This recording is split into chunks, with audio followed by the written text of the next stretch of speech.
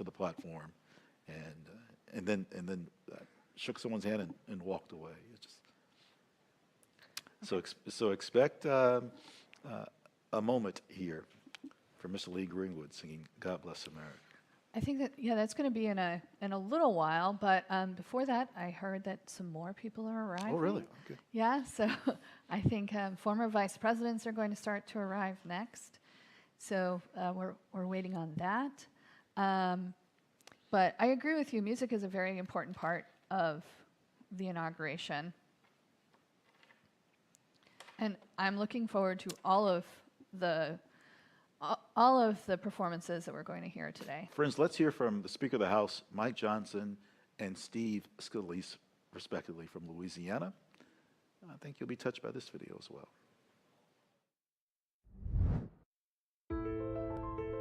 The history of the inauguration is in part a history of our people and our government. On our first inauguration day in 1789, church bells rang and ceremonial cannons were fired to celebrate George Washington becoming president. Every inauguration is a reminder that the people, and not just one man, are the ones ultimately in charge. I've experienced firsthand 2 inaugurations live, and they're such special events. Regardless of policies and politics, an inauguration represents a new moment in America as we honor a time-cherished tradition. There's reverence and a sense of togetherness, and that's what our country needs. I really believe President Trump will do a phenomenal job, and we all know the presidency is bigger than even just one man. It takes all of us for the country to succeed, and the American people are the smartest, hardworking, and most generous people in all of the world. We live in the greatest country in the history of the world, and with a great president and the great American people, I truly believe our country can soar to new heights. The inauguration also reminds us of the importance of faith. Every president has taken the oath of office using a Bible. After George Washington was sworn in, he kissed the Bible where he placed his hand. Calvin Coolidge, Ulysses Grant, Benjamin Harrison, so many other presidents did the exact same thing. And for hundreds of years now, presidents have concluded their oath with the words, "So help me God." So help you God. So help me God. So help me God. So help me God. The United States is a gift from above, and our founders made sure that we knew that our rights come from God and not the government. They boldly proclaimed that as a self-evident truth. So even that phrase, "So help me God," is a reminder that we would be nowhere without heaven's continued care and blessing. We're all excited for the America First agenda that President Trump is leading. And we also have a real sense of reflection on our history. Our grand experiment in self-governance has endured for nearly 250 years now. In fact, it was 250 years ago, this year, that the first shots of the revolution were fired at Lexington and Concord, and Paul Revere made his famous ride. Our people have endured world wars and civil wars. We've endured economic depressions and even terrorist attacks. But no matter what trouble we face, or how many times we get knocked down, we're going to get back up. We'll never be destroyed, and we will always press ahead. The secret of our genius is the timeless principles that we represent. The belief that every person is made in the image of God and has the inalienable rights to life, liberty, and the pursuit of happiness. We boldly proclaim that as a self-evident truth. And as we remember all the presidents we've had and the 250 years of history our people have made, we're praying that our country and our experiment in self-government will endure for generations to come.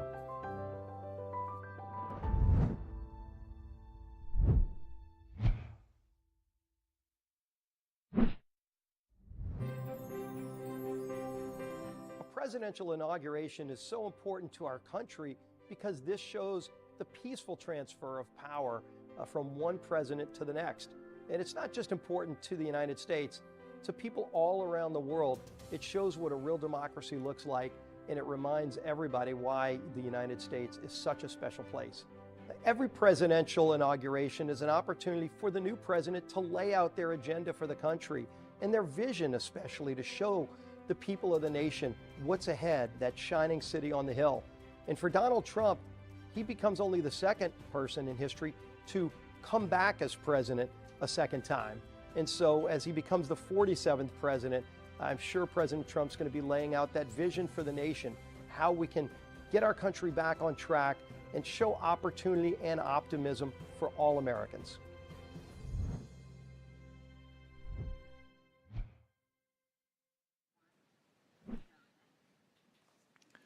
Well, welcome, if you're just joining us, to the 60th inaugural ceremonies. My name is Emily Boisvert, and I'm joined by my colleague, Ron Jackson. And we're here at the United States Capitol.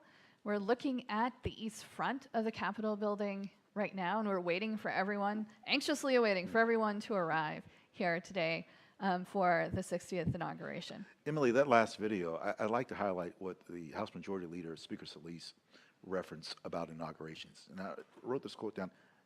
This inauguration shows what a democracy looks like, the practice of democracy. I thought that was as pointed of a moment of what I've seen so far from the videos. I really like that. Steve Scalise from Louisiana. He knows where my stepmother is from a little place called Bunkie, Louisiana. You've never heard of that. No one's heard of that. Again, the build-up continues here.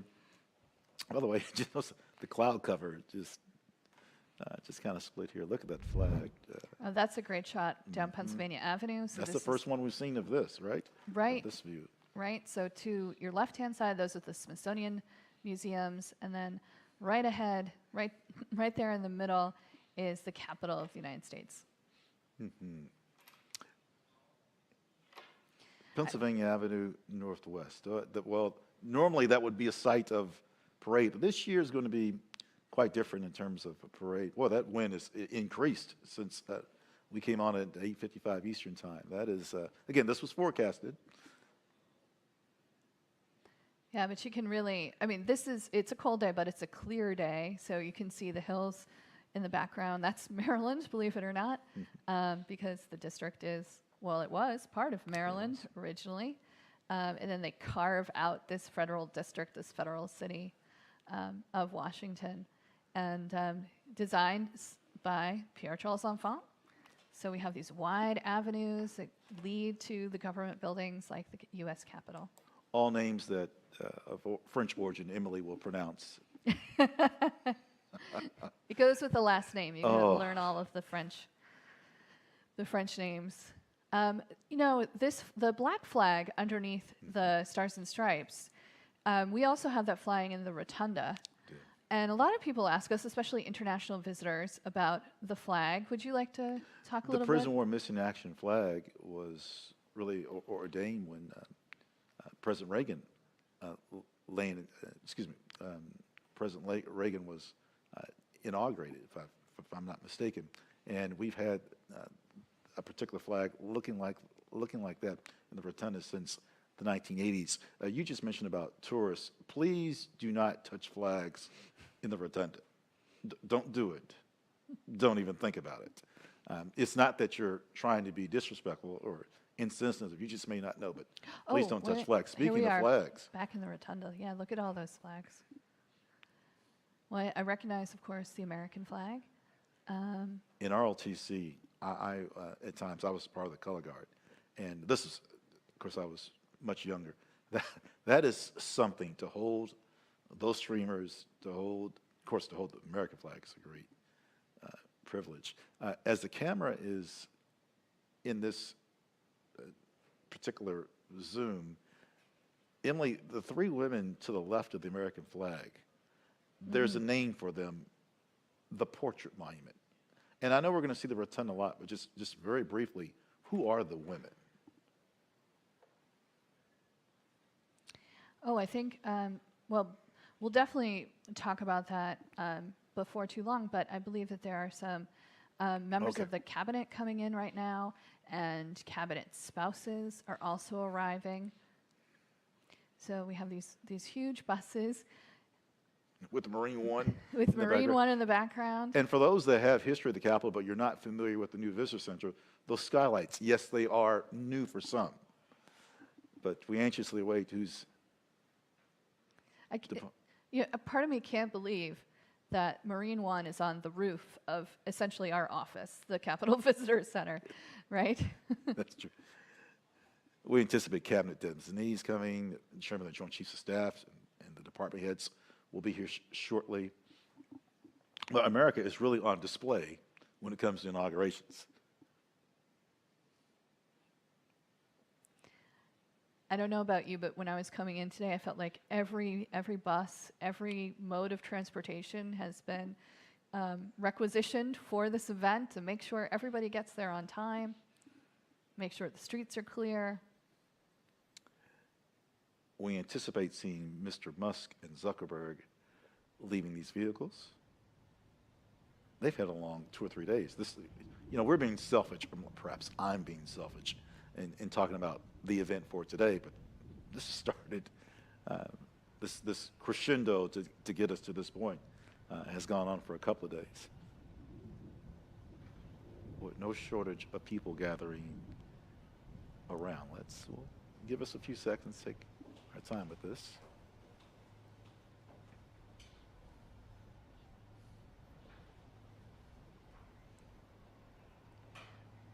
I think I see Senator Rubio has exited the bus. Tulsi Gabbard is disembarking very shortly. These are all people who have been nominated for the president-elect's cabinet. Kristi Noem. Pete Hegseth, who...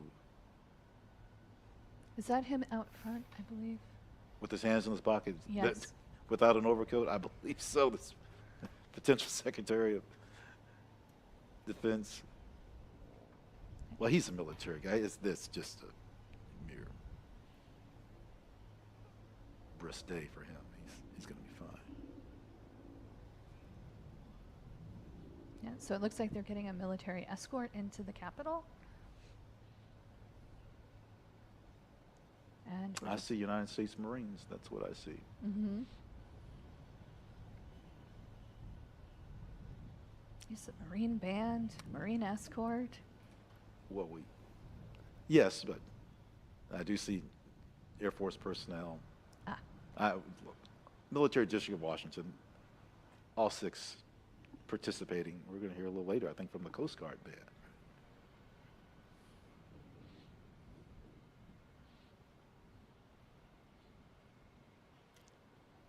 Yep.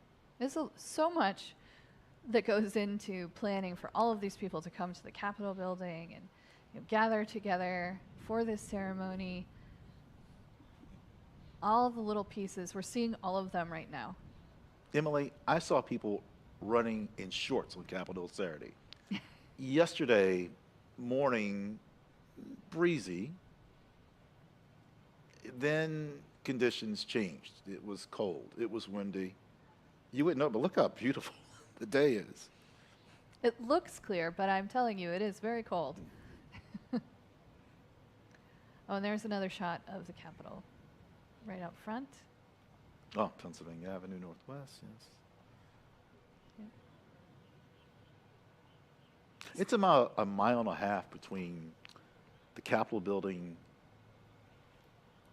and the President's house. By the way, it's Theodore Roosevelt that renamed the President's house the White House. That's who did that. Yep. So it looks like everybody's making their way inside. I'm sure they're happy about that. Emily, I think we've seen no shortage of I'd say about 300 people that have entered the East Front. And we know the rotunda. We saw chairs. There won't be that many to be seated, and there's other areas they'll be placed at. So it will be hundreds and hundreds of people here. But the moment in the rotunda, yes, that will be restricted. Well, at least this time they get seats, because with President Reagan's second inauguration, they didn't have enough time to set all this up like we did for today, and there was basically standing room only. If you look at that footage, yeah, people have seen footage by now. There were people, unfortunately, shall we say, close to statues. Okay, they were hanging from certain statues. Don't do that ever. You'll catch my eye. Don't do that ever. Yeah, but here we are back in the rotunda waiting for everyone to arrive. There are some things in here that are different from how you normally see it, the bunting in particular.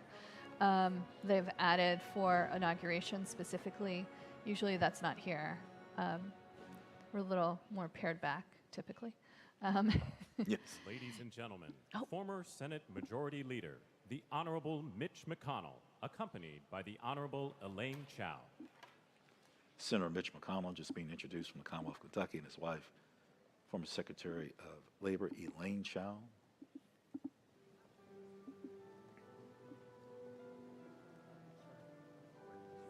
Yep, they're coming in from the Senate side of the building.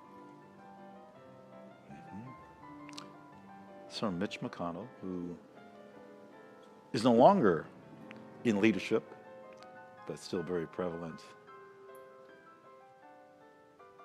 Well, what he has seen, think about the years, he dates back to the 1960s, the early 60s, before the March on Washington even, when he arrived in terms of being an intern as well.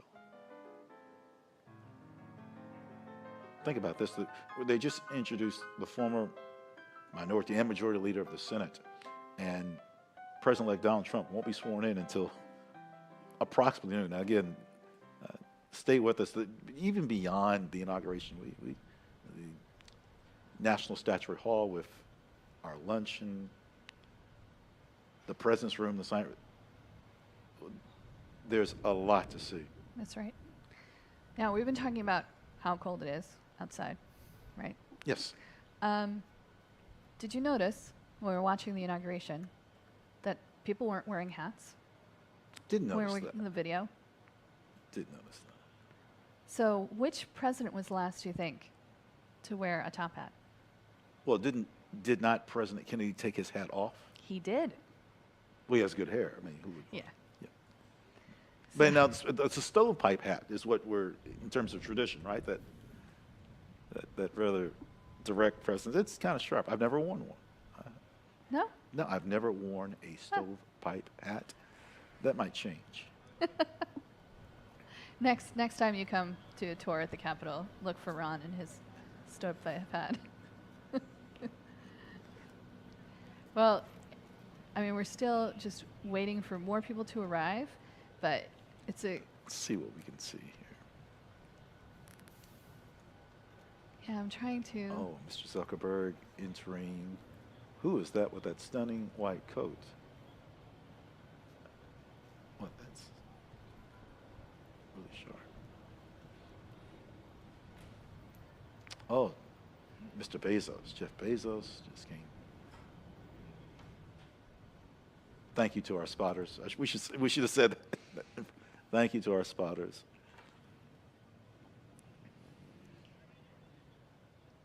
Yep, looks like more people are arriving right now. Hopefully we'll be able to see who they are.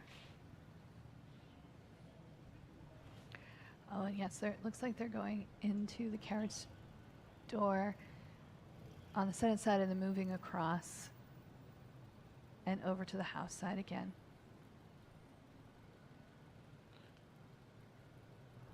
Okay, former President William Jefferson Clinton and Senator and First Lady Hillary And Rodham Clinton. Secretary Yes. Clinton.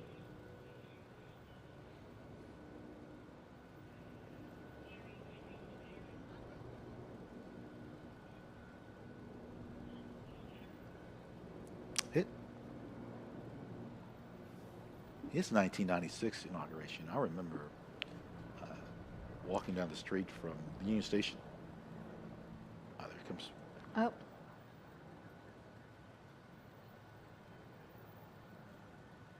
Yep, there's Secretary Clinton. You can Okay. see her in the black with the turquoise scarf. I was going to say teal. I'm glad you said turquoise. The Obamas are close behind. Is President I Obama. should say, excuse me, President Obama, excuse me. Yep. President Obama's coming out next. Bill Clinton's 1997 inauguration was the first one broadcast on the internet. Correct. I remember looking that up. We still had dial-up internet at the time. Dial-up internet. Yeah. Thank goodness. We've That moved was on from brutal. that. Yes. But President Obama is going to be the next to arrive, we believe. And he's walking in now. Yep.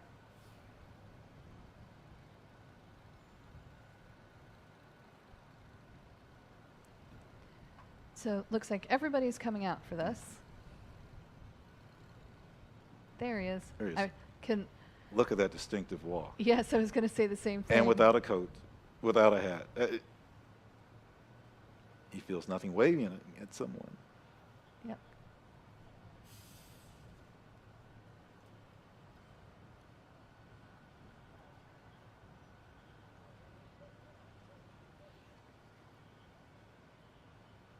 Speaking of inaugurations that had cold weather. Yeah, Yes, oh, President Obama's was fairly cold. fairly cold. My goodness. Both of them. Yeah, that's right, actually. I was here for the second one. I've never talked about weather so much in my life. You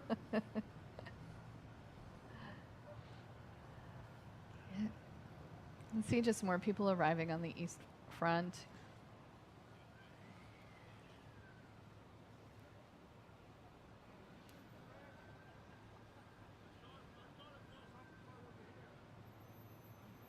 Well, Yep.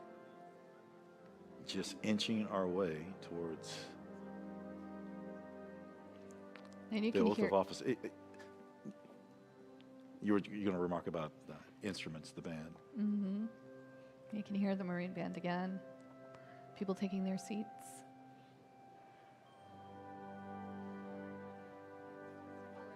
You know, the main podium is going to be flanked by these paintings we were talking about earlier by John Trumbull.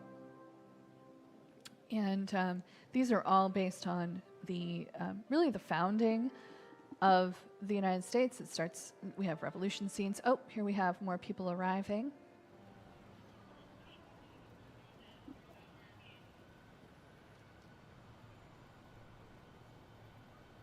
The staging areas throughout the Capitol. The Capitol has over 500 rooms, and many, including the Capitol Visitor Center,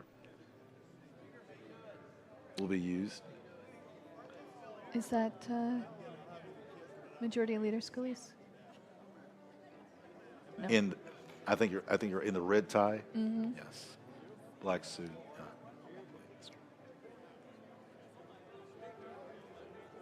Yeah. Now remember, friends, the ceremony, one of the ceremonies, I should say, the prelude is about 11 o'clock. So,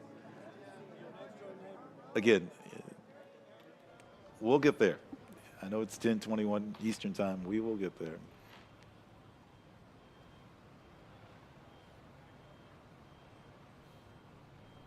We'll get to William Henry Harrison in a little while in terms of 1841 when he rode a horse from the Capitol from the White House and back. Yeah, the first, Let's see. Ooh, let's see who we can see. I'm sorry to interrupt you. that's okay.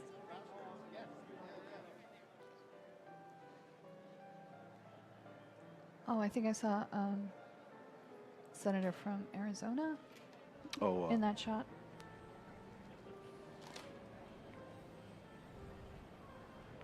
Senator Kelly. Yes, Senator Kelly.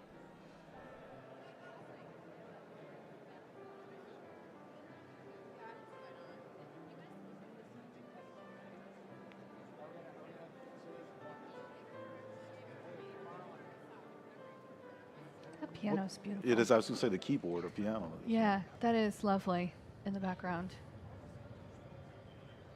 This rotunda floor is going to be overwhelmed with people here in about another hour. Remember that the Supreme Court justices, we just mentioned about the presidents and, the vice presidents, former vice presidents, former presidents and their family. Where will everyone go? They're certainly going to be elbow to elbow sitting there. But Supreme Court justices are arriving now. You're just speaking about the Supreme Court. And Brett Kavanaugh, Associate Justice Kavanaugh, will renew the oath of office to Vice President-elect J.D. Vance.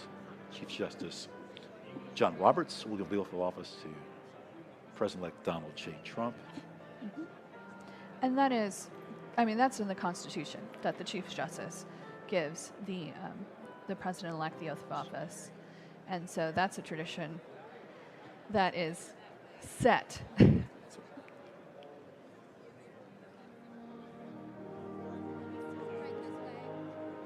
You know, when Vice President George Herbert Bush was sworn in, it was Associate Justice Potter Stewart. And again, the year's 1985, and unfortunately, Justice Stewart passed on later that year, 1985. Yeah, December of that year, December 7th, to be specific. But a longtime friend.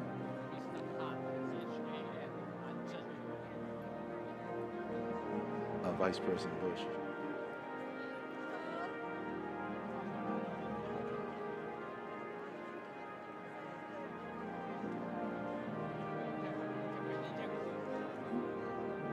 I'm looking forward to America the Beautiful. I'm looking forward to, of course, the national anthem. And they're playing My Country 'Tis of My Thee Country right 'Tis of now. I almost sang along. Huh? I held it in, but Well, I'm bass. You're probably alto. Yeah, alto. Yeah, yeah, We'll see. you never know.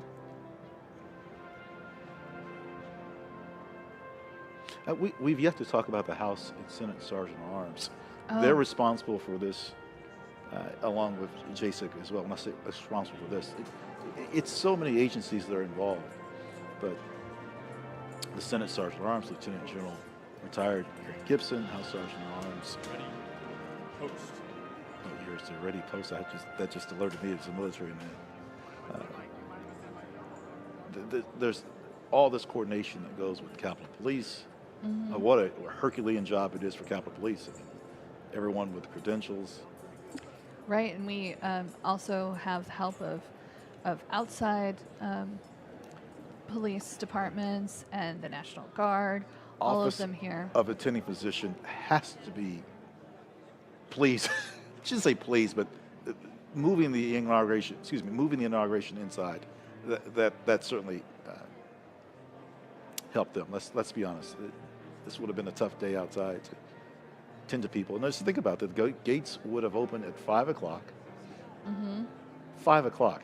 200,000 tickets, over 200,000 tickets were distributed. That's a lot to deal with. So I'm certain that attending physician's office, not that displeased that things were moved. Proceedings. I'm hearing a song I haven't heard in years. This Is My Country. This is my country. I remember singing this as a little girl.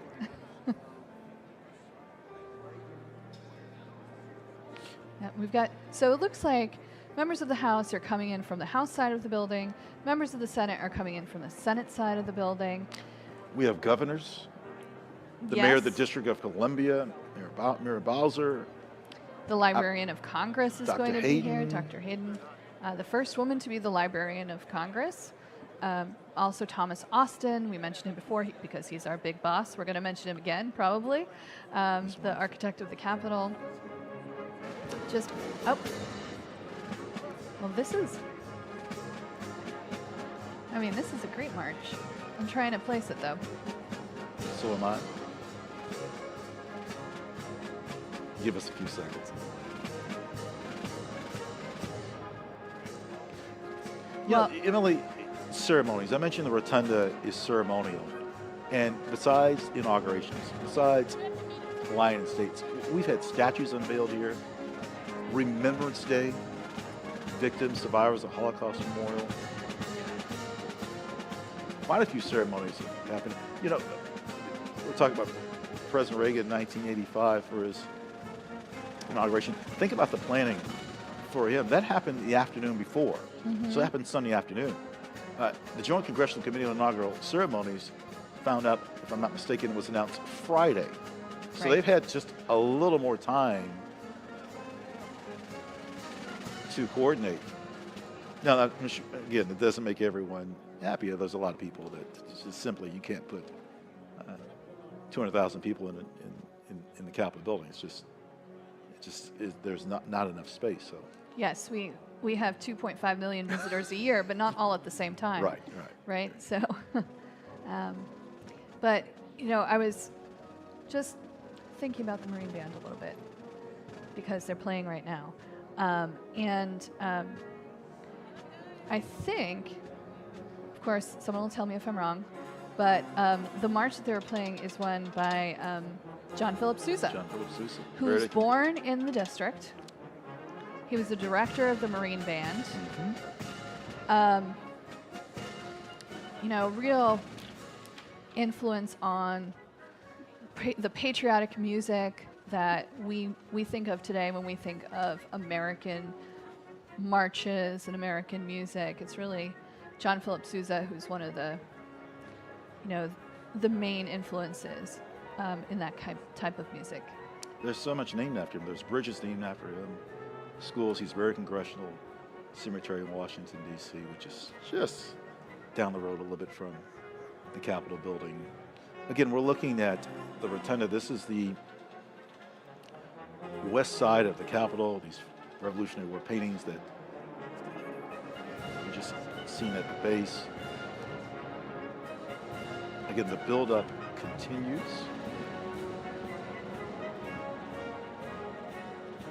Yeah, I'd like to know how many students are streaming in.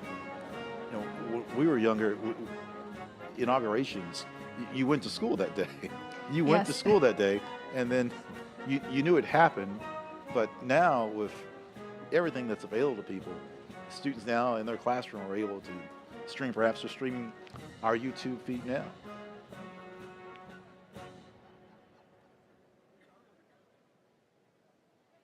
I think that's important. A lot of what we do is teach young people, and inaugurations is more than a teachable moment. So I think Franklin Graham has arrived. Oh, and he's going to be doing one of the prayers during the ceremony.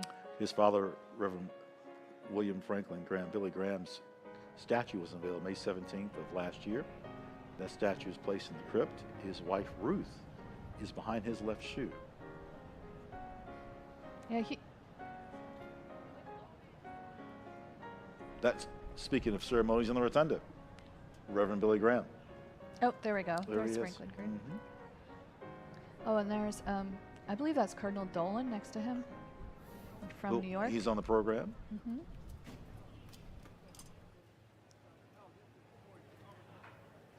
I was sort of hoping he would wear some of his vestments. Yeah, Reverend Billy Graham. I remember, speaking of weather, it happened in February of a few years ago when Reverend William Franklin Graham, who lay in the state. You know, there was a family member that greeted everyone that came in the rotunda. That's right. You remember that? There was a family member, and I can't remember if it was an overnight visual or not. But not that one. It was not that one, but it was lengthy. There was, I can't remember, but I recall a family member greeted everyone that entered the rotunda, and then again, just May of last year, his statue. Now we're happy that even though we've moved it inside, and so there aren't as many people outside watching, we do have about 100,000 people watching this live stream today. So yeah, I noticed at the beginning 2.2 million people had signed up, or at least were on it. They were waiting at I don't know, 8:45, 8:50, but 100,000 and more coming. Let's be honest. We have a lengthy broadcast, and again, we're really just getting started. JASIC just isn't honoring the oath of office beyond that, and we have so much to show you. yes, and hopefully members of the Joint Committee are going to arrive soon. And if members of the Joint Committee are arriving, that means we're really getting close to the start of the ceremony. And this is them arriving now. Mr. Speaker, good morning. How do you feel this morning? It's exciting. Bright, sunny outside, bright in our hearts. Oh, we just heard the speaker. A lot. We'll see. Thank you. Speaker Mike Johnson from Louisiana.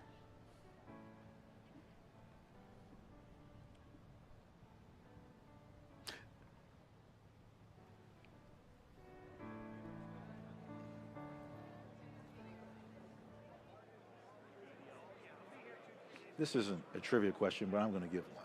Okay. The second coldest inauguration.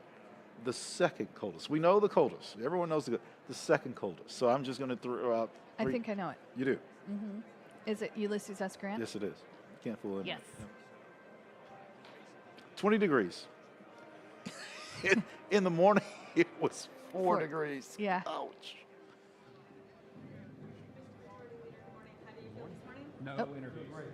Thank you, sir. We're hearing some of the audio from the people who are coming in.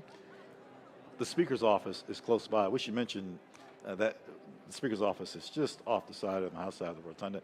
That hasn't always been the Speaker's office. It's been on our beloved East Front lobby.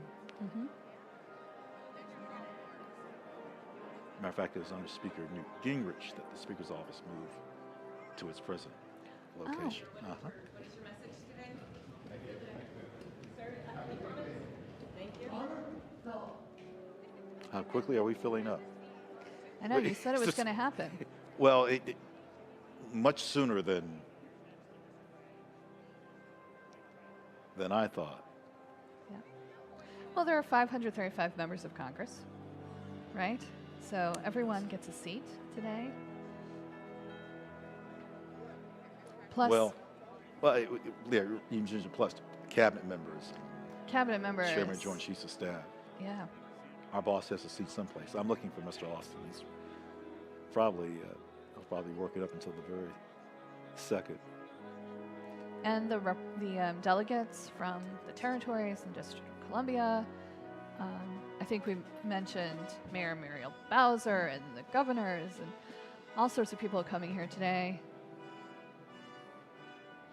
The statue to the right that's in marble is President Abraham Lincoln. To the left, we President Ulysses S. Grant. And then to the left of that, the bronze statue, Harry S. Truman. That particular statue of President Abraham Lincoln dates back to 1870, sculpted by a woman. The first woman to sculpt a statue for the Capitol, Vinnie Ream. She was a teenager when she got this job. It's just amazing. Madison, Wisconsin. Yeah. She was able to do such a lovely piece of art. And then the Ulysses S. Grant statue was a gift, but not from a state this time. Right. That again, it's rather strange. Every state must give 2 statues, but some statues are gifts, like Thomas Jefferson, and then some are commissioned by Congress. Senator McConnell is talking to. Let's see if we get close here. Ladies and gentlemen, the members of the United States Senate, led by Majority Leader, the Honorable John Thune, Majority Whip, the Honorable John Barrasso, and Democratic Whip, the Honorable Dick Durbin. Senate leadership has arrived, led by Senator John Thune, Senator Barrasso from Wyoming, Senator Dick Durbin from Illinois,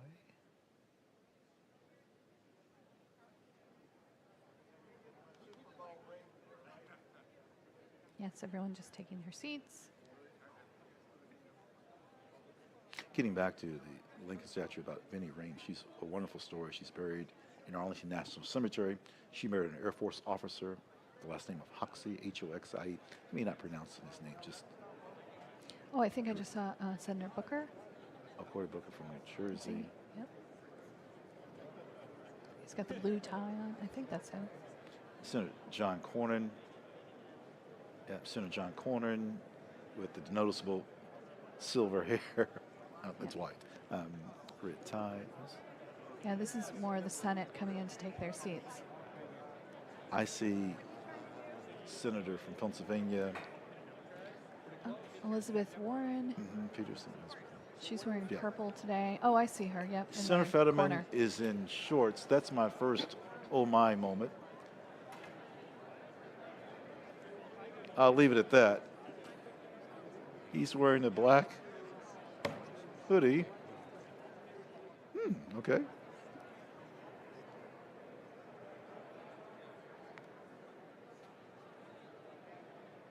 Oh, everyone's filling in. I think I Senator see- Cruz. Yep. Ted Cruz.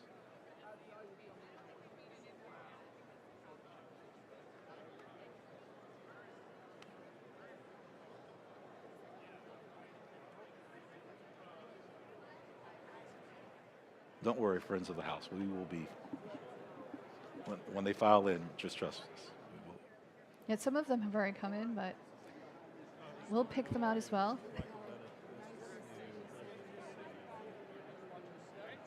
That's hardly 40 years. Good morning. President Reagan at his inauguration. Mm-hmm.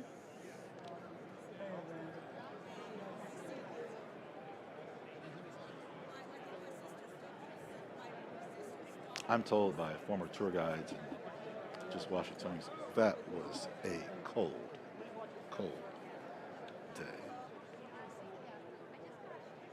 Senator, right this way, please. Hey, sorry. Focus.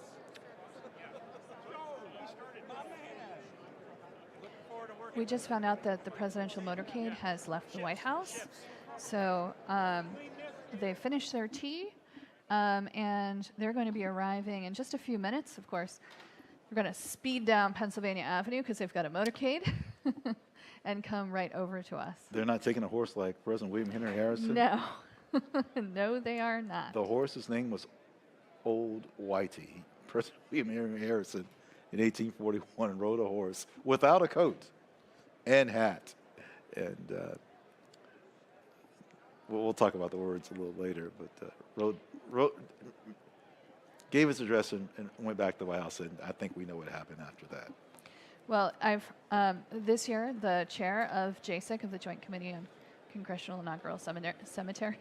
Oh my goodness, ceremonies! I told you it was a tongue twister. You did. Anyway, Senator Amy Klobuchar, she is going to be escorting the motorcade in.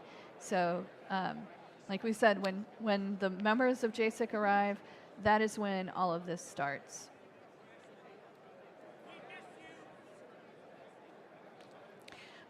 Which president do you think was the first to arrive by car, by automobile? By automobile.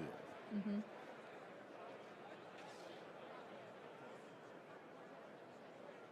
I'll give you a few. Was it Wilson? Thomas Woodrow Wilson. Okay. Harding? Warren G. Harding. Hoover?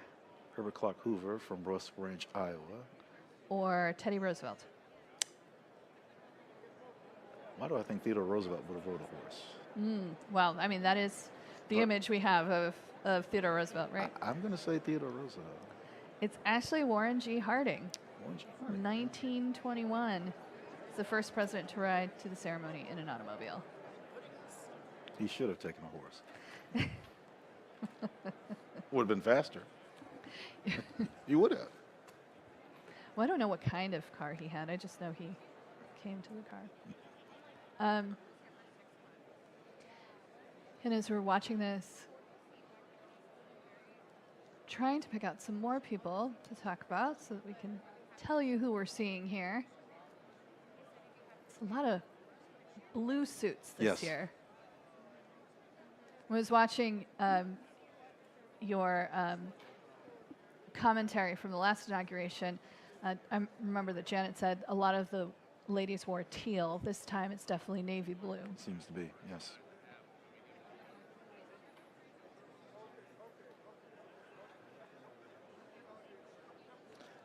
See the open seats, that'll be when we start the ceremony.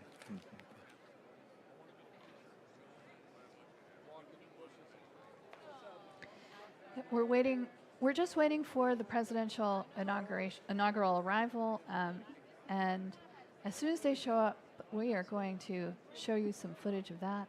We'll go right to that camera. It looks like they're coming down. There we go. Looks like there they are. They're coming down Pennsylvania Avenue right now.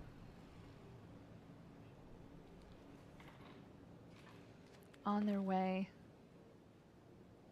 You know, Thomas Jefferson walked to and from his inauguration. His boarding house was the modern-day Longworth building. And at that time, when he was inaugurated, the room was the Senate chamber, which is a stunning room. Please visit us, and hopefully you'll be able to see the room. And you mentioned not his first, but the second inauguration. he said in one of his inaugural speeches, I believe it's the second, a difference in opinion does not necessarily make a difference in principle. And so, in translation, that we can disagree, we can, but the principles, those are the fighting points. It's very much the way it is today. You know, we've been talking a lot about the weather, of course, but at the beginning, the oath of office ceremony was always indoors. Mm-hmm. And then I think it's James Monroe who's the first to take the oath outside. Here's another thing I was thinking of. I remember reading, we're talking about Reagan's ceremony in the Rotunda. That happened on the Monday, the 5th, Mm-hmm. because the 4th was a is Sunday. And I'm going back and forth. They used to be in March, and now they're in January. 20th Amendment, So yes. it's on the 21st of January. And, you know, not only was that Sunday the 20th, but it was also Super Bowl Sunday. Super Bowl Sunday. Really? Yep. So Emily, there's an image of Emancipation Hall we want you to see. And friends, Emily and I, we've seen a lot of ceremonies in this room.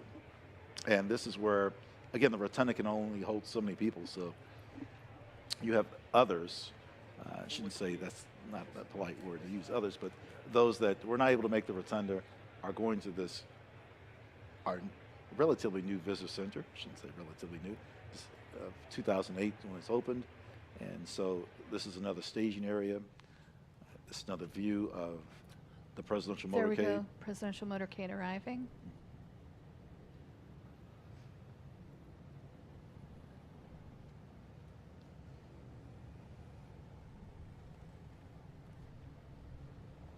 Again, coming in on the east front. What a scene at Emancipation Hall. That was. There's so many people. If I'm not mistaken, there's about 12,000 to 14,000 seats there. So I'm sure there's more than that around. Oh, there's the presidential seal on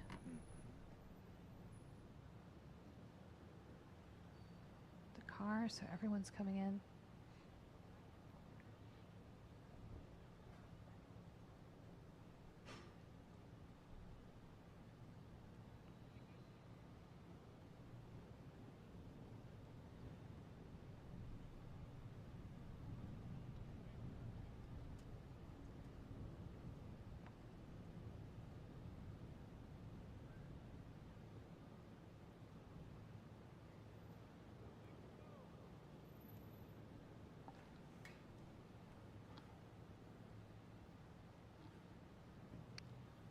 Expect the ceremony to start. More music about 11 o'clock Eastern Daylight Saving Time. Again, this is the 60th inauguration ceremony. We are under the wonderful guidance and assistance of the Joint Congressional Committee on Inaugural Ceremonies, known as JCIC. We await the 47th presidential-elect Donald J. Trump, the 50th presidential-elect J.D. Vance.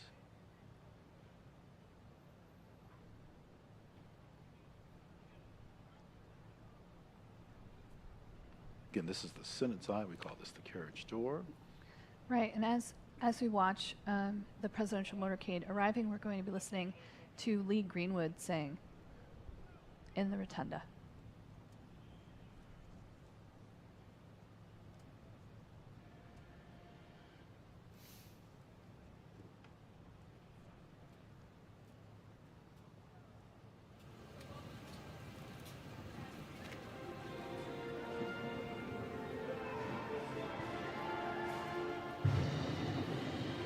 J.D. Vance and his wife Usha are walking in right now.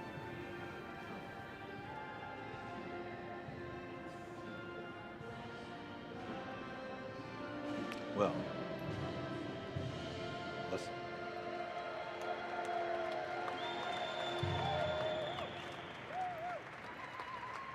Lee Greenwood just finished his rendition of Proud to be American as he exits to the left.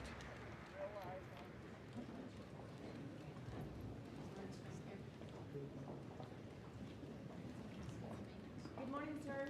How are you this morning? Mr. Oh, that sounds like President-elect Trump. President Biden? There you can hear President Biden's voice in the background.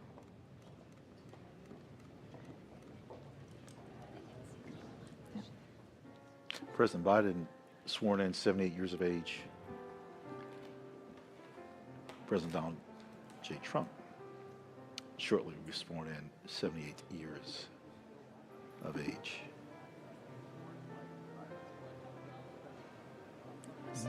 God bless America. Catherine Lee Bates. Is it Falmouth or Falmouth, Massachusetts? Oh, Falmouth. Falmouth. Yes. Falmouth. Thank you. I was wondering where you're going with that one. Oh, sounds like the Vice President's arriving. I really would like to hear that rendition of God Bless America. The Space was traveling to Colorado to lecture, specifically Colorado Springs, where I was spending some time last October. And so moved that she penciled a poem and then transformed it into a song.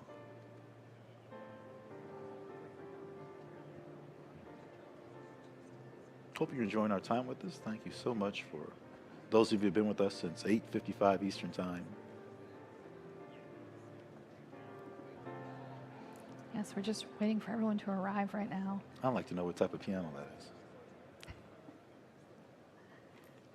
Tell you what, the next break I might just go down there and find out what type. I wonder if it's a Kindle. I played piano when I was 11 years of age, and obviously I chose another career. Ladies and gentlemen, Oh, Okay. here we go. the President-elect's cabinet and cabinet-level designees.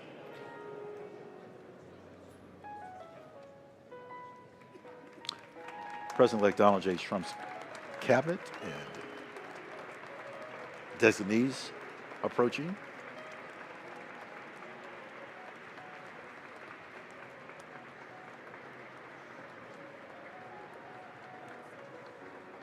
The President's cabinet is appointed by the President, but the Senate has a role in this. They confirm the appointments. It's showing the relationship between the legislative branch and the executive branch.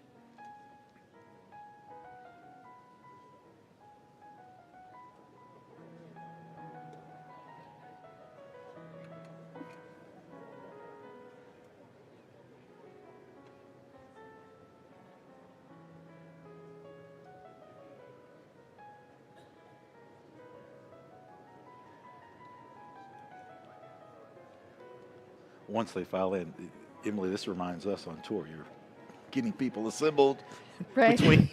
between two statues. It is Face sort of me, similar.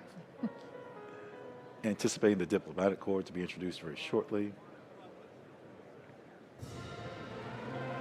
Nice to see that sky blue colored dress. Infantry blue, as we would say. In some parts of the military.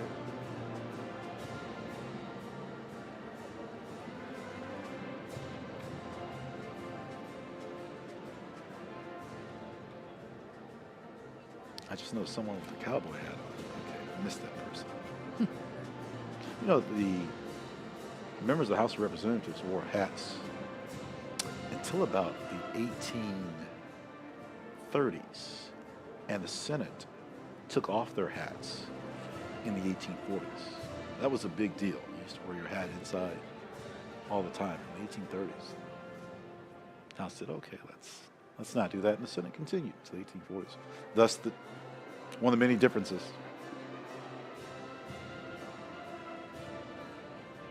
Yeah, the Senate and the House, they have their own rules for how they go about their proceedings, and those change with each new Congress, where they can change. They don't have to, but they can. Again,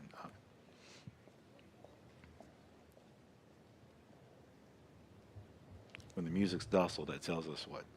Someone's Something's- coming. Right. We're waiting for that curtain to open.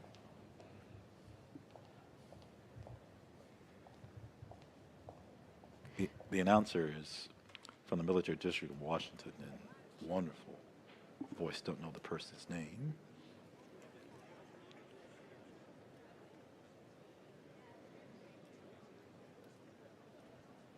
Now they're coming through what we would call the west door of the Capitol building. So even though we're not on the west front, we are on the west side of the rotunda for the ceremonies. Today, that's where everyone's sitting who's part of the ceremony. The next time the drapes are separated, parted, notice the flag that's there. That was placed there when President Ronald Wilson Reagan reigned in state. And someone thought it was a good idea, and they left it. They left it there. That flag hasn't always been there.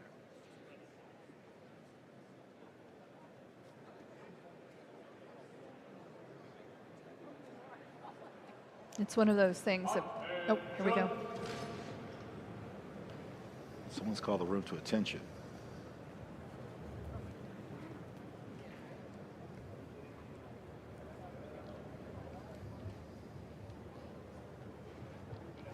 Okay, we're just waiting to see who's coming in.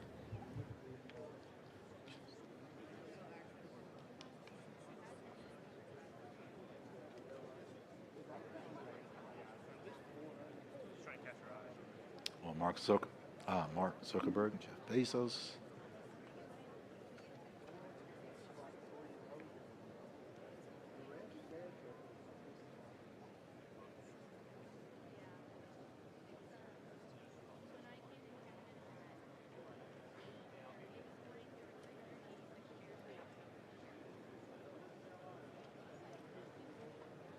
No shortage of people in that room. That is.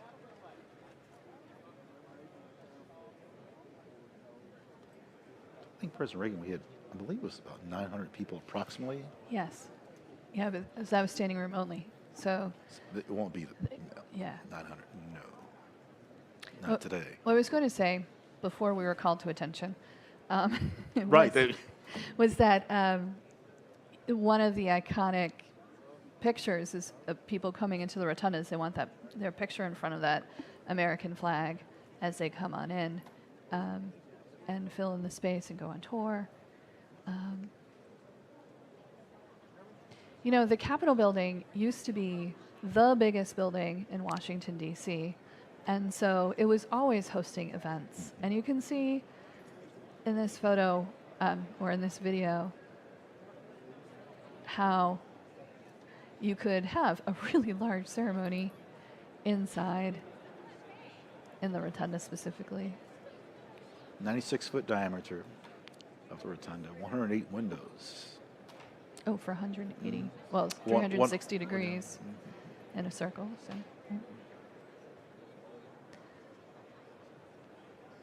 And one of the facts we always tell the kids is if you took the Statue of Liberty off her pedestal, you Please don't do that.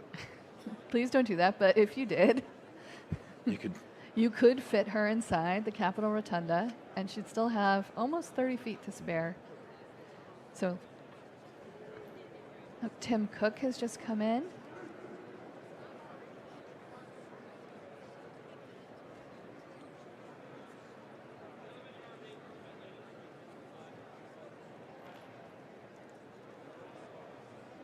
few options when you come in. Go where you're assigned. Yeah, please follow your tour guide. Please follow your tour guide. Where have we heard that? Yep. Speaking of tours, are we touring tomorrow? We shall see. The Capitol is closed on holidays such as Thanksgiving, Christmas, New Year's. However, we would have been open today on this day in which Martin Luther King Jr. Right. If it wasn't Inauguration Day, Correct. we would have been In other here. words, we'll be open President's holiday, Right. the third Monday of February. We're open Memorial Day, 4th of July.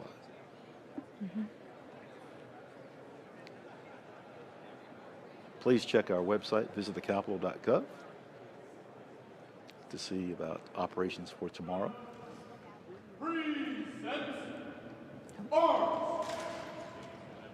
That's the sound of those rifles.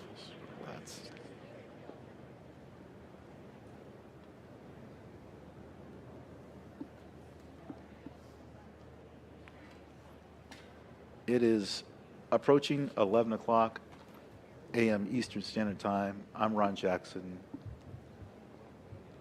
Emily Relove is with us. We are happy to present on behalf of CHASIC the 60th inauguration.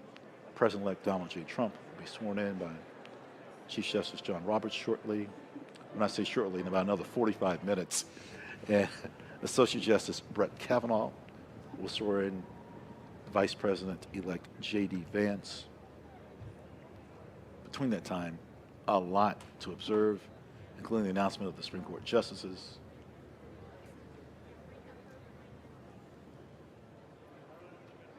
We have the luncheon that we're going to feature in National Statuary Hall, the Old House Chamber, the signing room. In the President's room. President's rooms.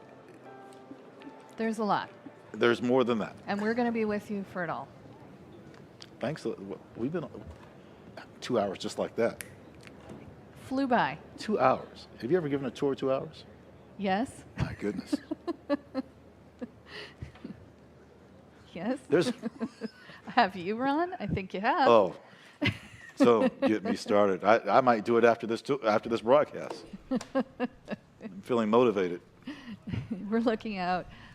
This is this is a view that we get to see a lot. Yes. On the right-hand side is the Library of Congress, biggest library in the world. And then on the other side, third branch of government, the Supreme Court. The Supreme Court used to be in the Capitol building all the way until 1935. That's hard to believe. In just another, 11 years will be the 100th anniversary of the modern day Supreme Court. You're going to hear the name President William Howard Taft a lot. A lot. Case Gilbert, the architect, you're going to hear that name a lot. Speaking of President Taft, I think you mentioned this earlier about weather with President Taft in 1909. 9.8 inches. Yeah, they had a big blizzard, and so they had to move everything indoors. Yeah. But, the Supreme Court sharing space with the Senate for so long, it seems unbelievable today, but, now they have their own building. Emily, we're having a moment here in which we're about to observe the departure.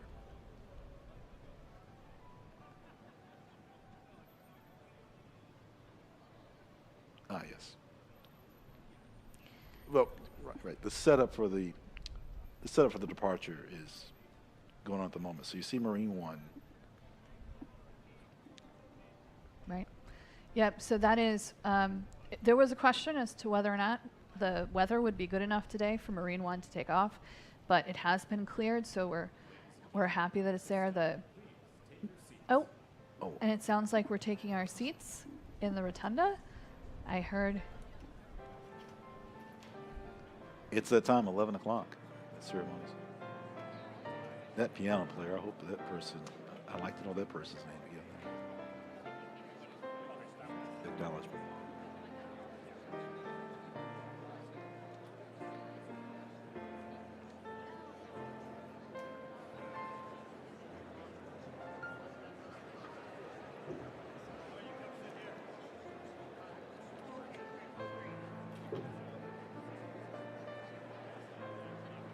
Beginning to see people, they were going around shaking hands, talking to people. The seriousness of the moment is. Ladies and gentlemen, at this time, please be seated. Yep. Oh, this is a wonderful one. It's lovely. Mm-hmm. Nice touch. We're going to preview some of the things we're going to see in just a few minutes. And of course, they'll come up on your screen, but we're looking forward to having a call to order by Amy Klobuchar, who, like we said, is the head of JSIC, the Joint Committee. Also, invocation by Cardinal Dolan and Franklin Graham. I'm excited to hear a little opera. An opera singer from New York named Christopher Macchio. He is going to be singing later. Tenor, yes. It was, speaking of opera singers, it was Jesse Norman in 1985. Graced the Rotunda. Yep, and then country music star Carrie Underwood will be singing America the Beautiful. So lots of pomp and circumstance.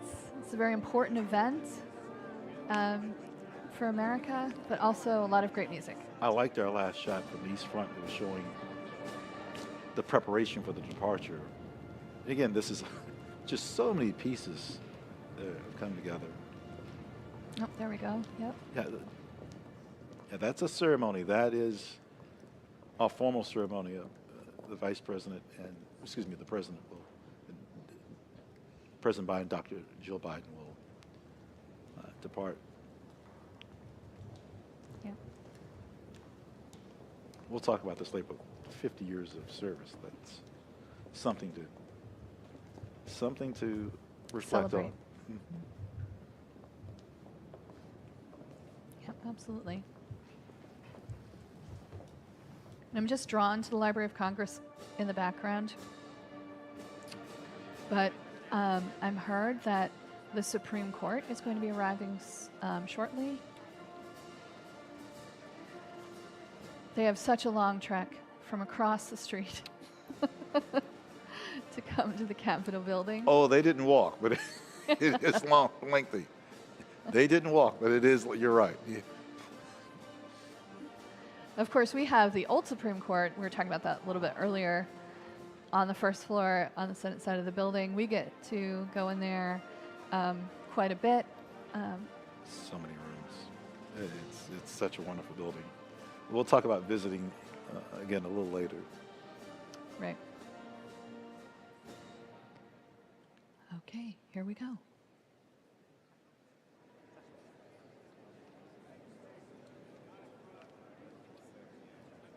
So next should be the Supreme Court justices. Emily, the painting to our left, Saratoga, New York. The painting to the right, Yorktown, Virginia. Yes. We'll get to those a little later on, but just for those who are wondering, who on earth is in the red coat? General John Burgoyne. And who is in the red coat on the right? General O'Hare. We will get to those paintings a little bit. We look forward to the Judiciary Branch making an appearance inside the Rotunda. Yep. Again, this room dates back to 1824. All three branches of government here today. The legislative branch is hosting, but the executive branch, the judicial branch. We have volunteers that work with us that are here today, so everyone contributing. And you, those of you that are watching our YouTube broadcast, thank you for your patience.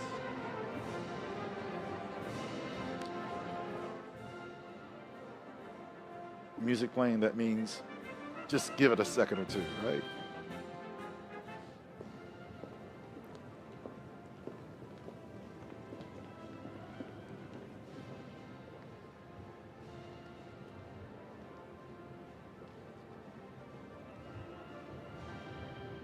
It's hard to believe just like 3 weeks ago, President Carter, laying in state. Right. A very different ceremony, a very solemn affair. And thousands of people came to give their condolences.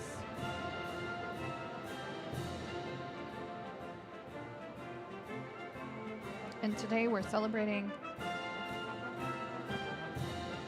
our government. Yes. What we're supposed to do as a democracy. Well stated. Well stated.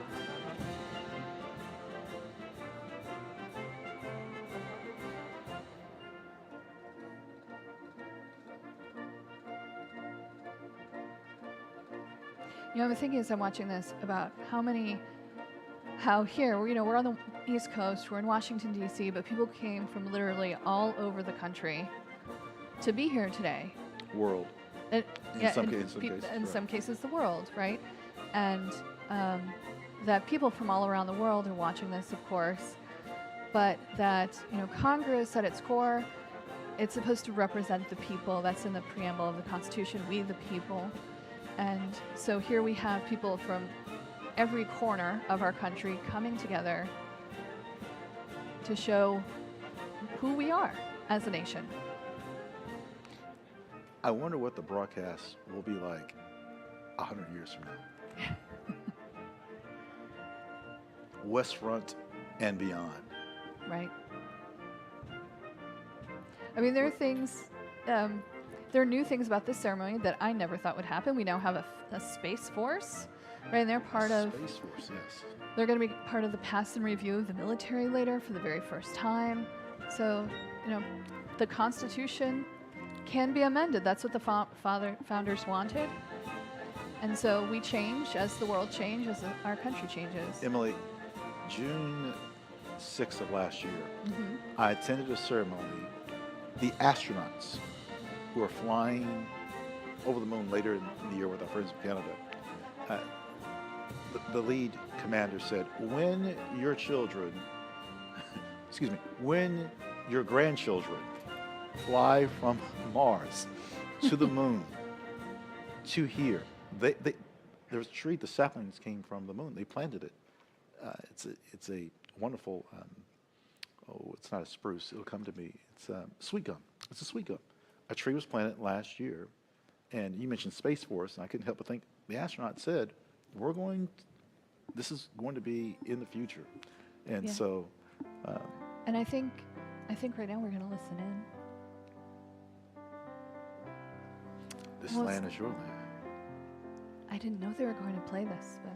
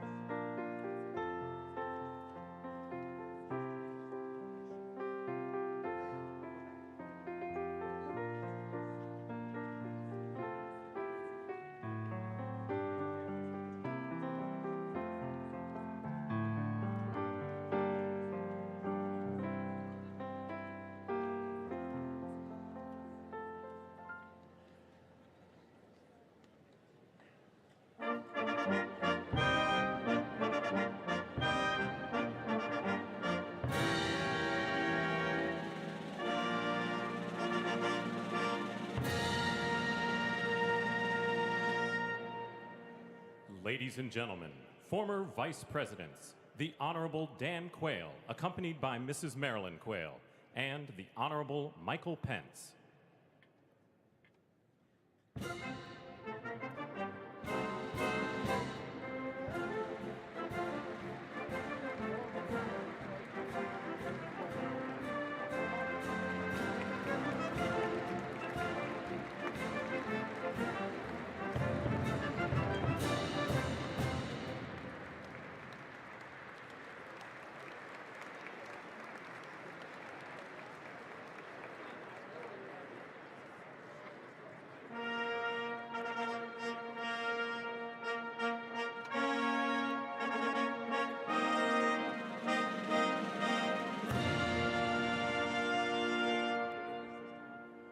Ladies and gentlemen, the 42nd President of the United States, the Honorable William J. Clinton, accompanied by the Honorable Hillary Rodham Clinton.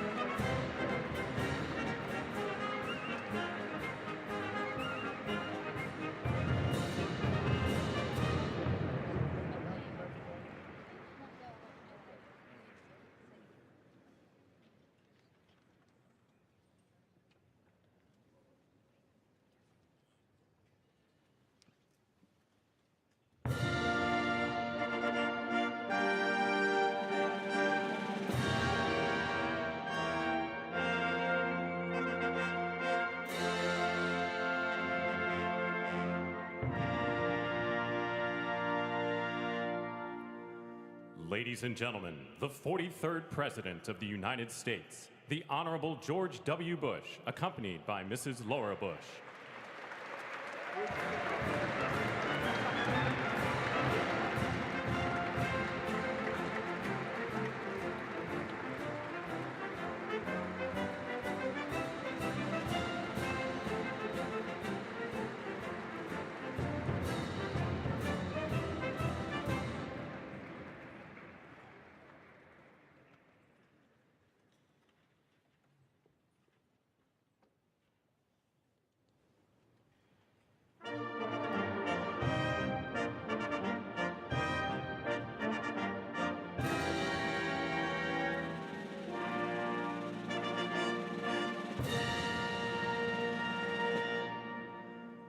Ladies and gentlemen, the 44th President of the United States, the Honorable Barack H. Obama.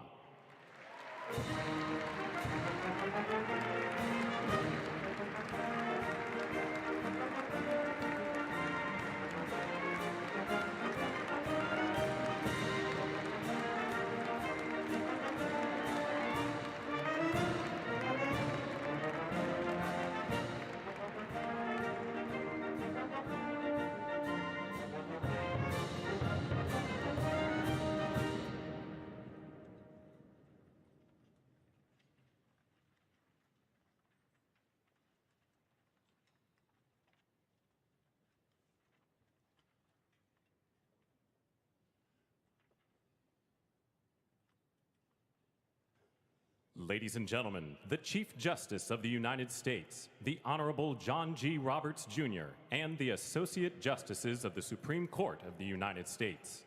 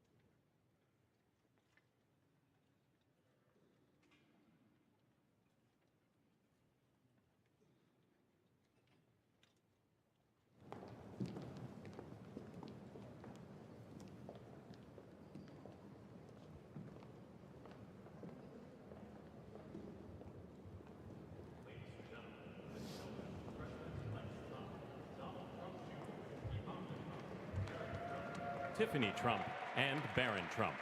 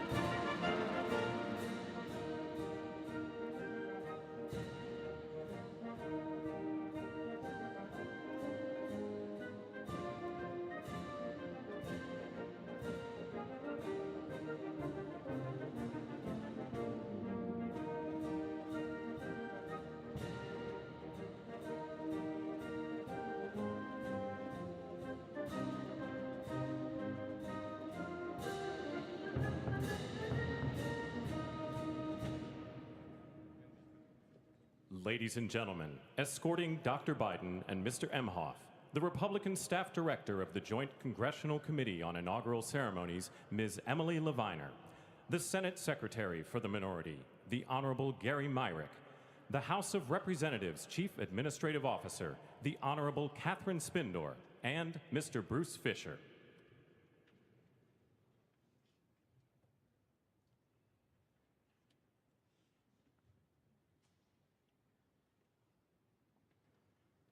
Ladies and gentlemen, Dr. Jill Biden and Mr. Douglas Emhoff.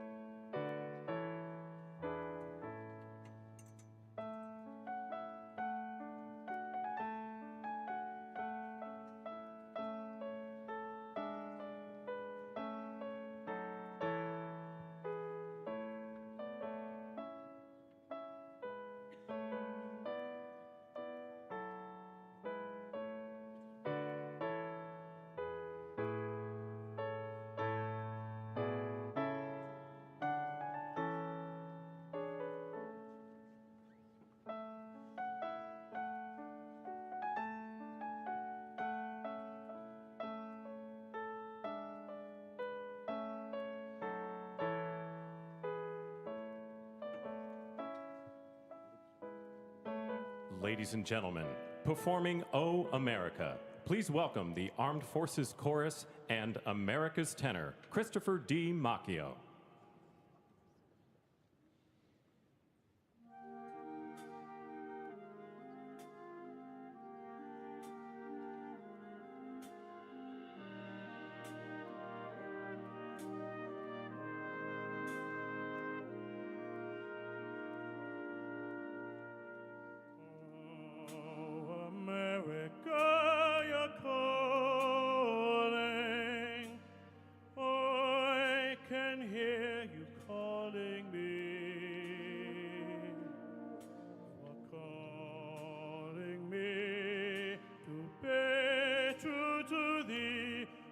To thee I will be. Oh, America, no weeping, let there be no wounded heart. I will keep you in my keeping till there'll be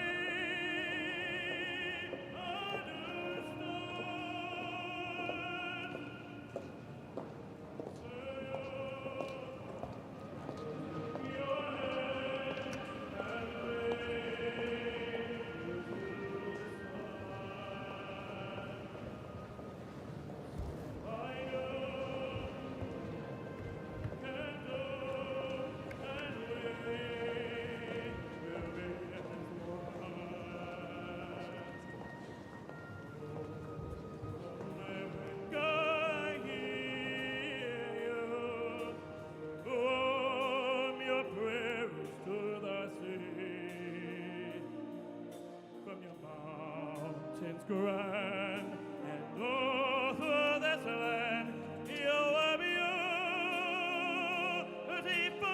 to me. Oh, America, you're calling. Oh, I can hear you calling me. You're calling me to pay to thee, to thee, oh, I will be.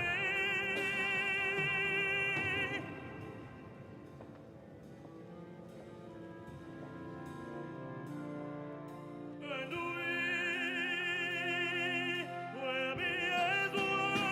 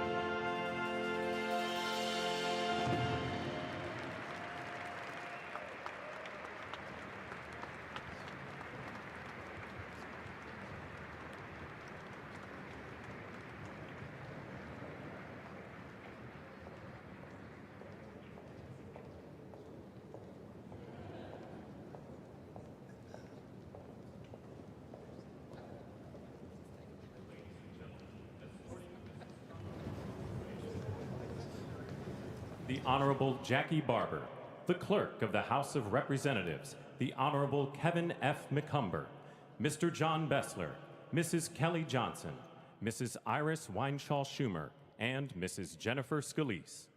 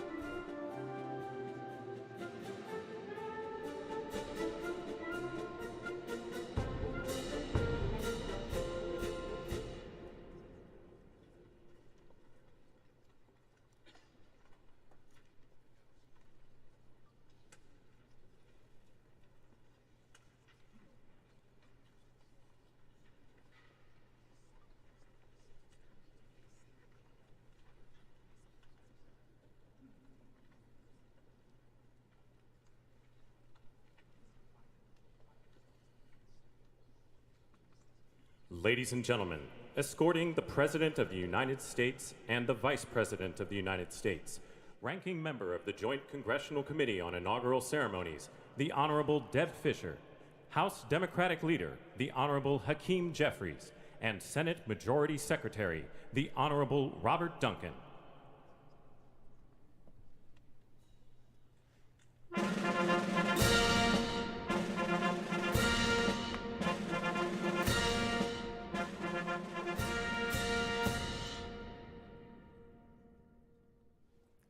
Ladies and gentlemen, the President of the United States, the Honorable Joseph R. Biden Jr., and Vice President of the United States, the Honorable Kamala Devi Harris.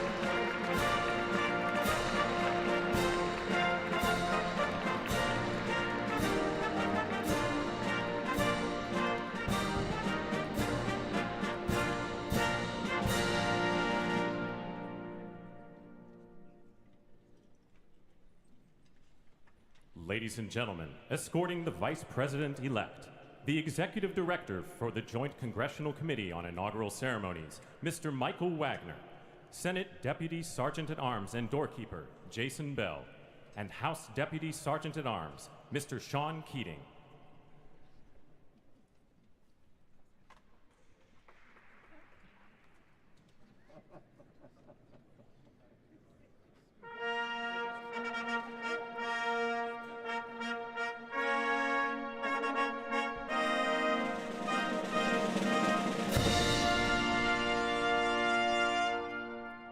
Ladies and gentlemen, the Vice President-elect of the United States, the Honorable J.D. Vance.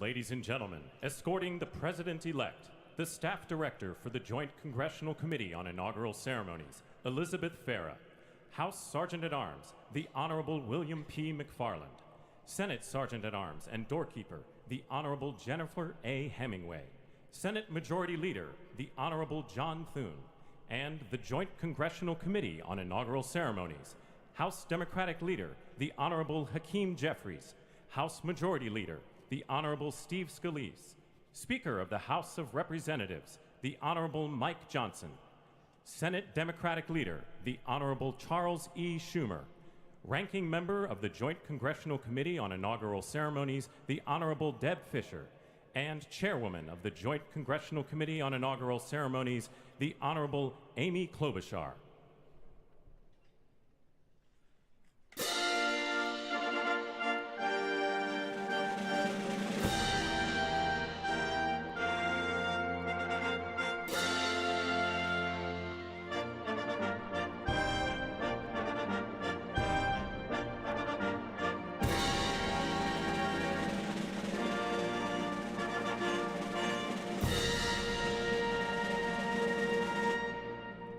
Ladies and gentlemen, the President-elect of the United States, the Honorable Donald John Trump.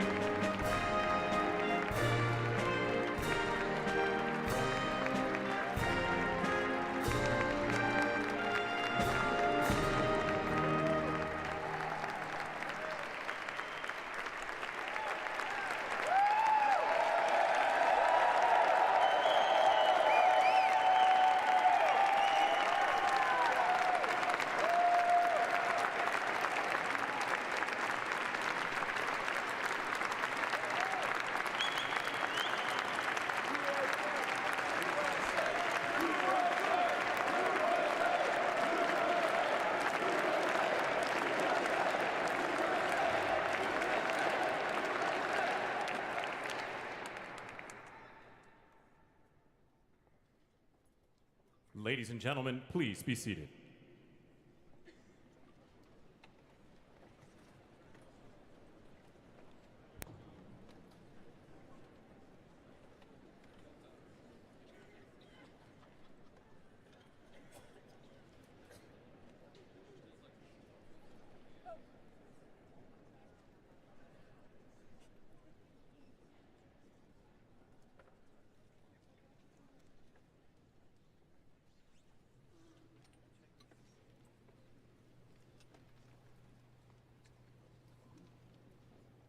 Please welcome the chairwoman of the Joint Congressional Committee on Inaugural Ceremonies, the Honorable Amy Klobuchar.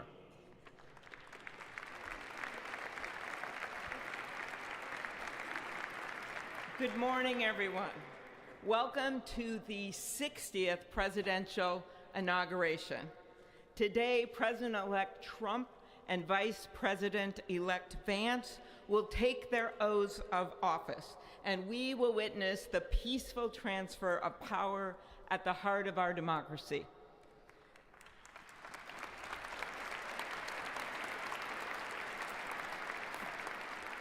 For the past year, I've chaired the inaugural ceremony committee, which includes the leadership of Congress from both parties. We thank the committee and Capitol staff and law enforcement who worked so hard over the last year, and especially the last 3 days. You've done a beautiful job, and you have shown grace under pressure.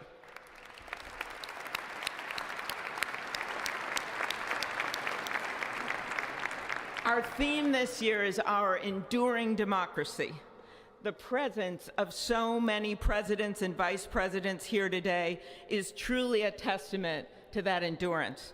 We welcome President Biden and Dr. Biden. We welcome Vice President Harris and Doug Emhoff, President Obama, President Clinton and Secretary Clinton, President Bush and Laura Bush, Vice President Pence, Vice President Quayle and Marilyn Quayle. The justices of the United States Supreme Court are with us, all 9 of them I counted, and of course the Trump and Vance families.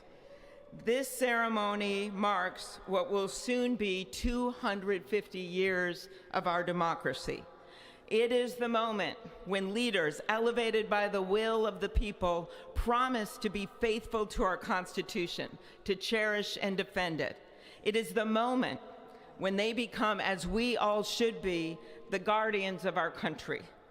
Through war and peace, through adversity and prosperity, we hold this inauguration every 4 years, and today it falls on Martin Luther King Day, a further reminder that we must strive to uphold the values enshrined in our Constitution, the freedoms, the liberties, and, as is inscribed on the entrance of the United States Supreme Court, equal justice under law.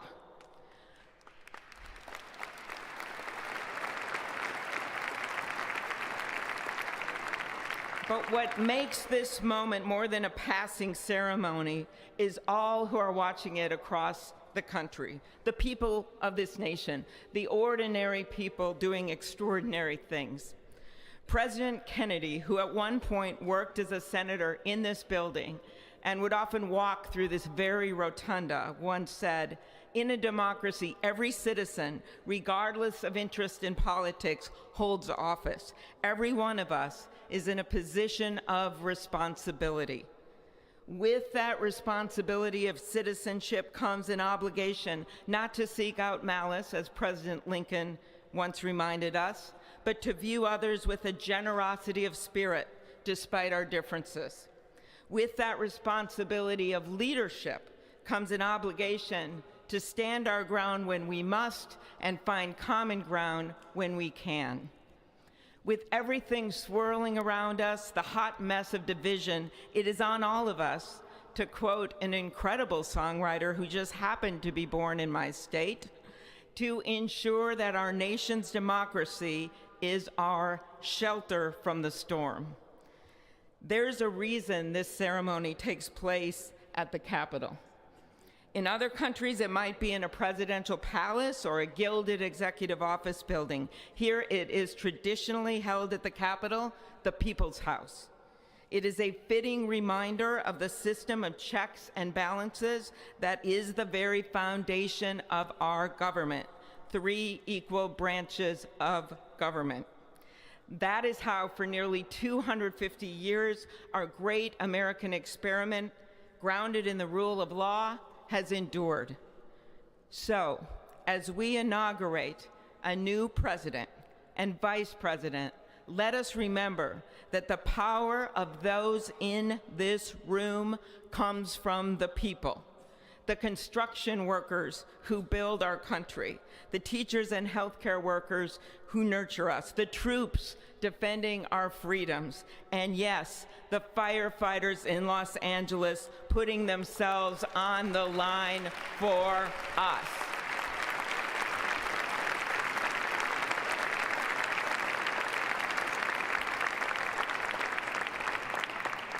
Our democracy's strength and grit must match theirs. May God bless our nation. Thank you.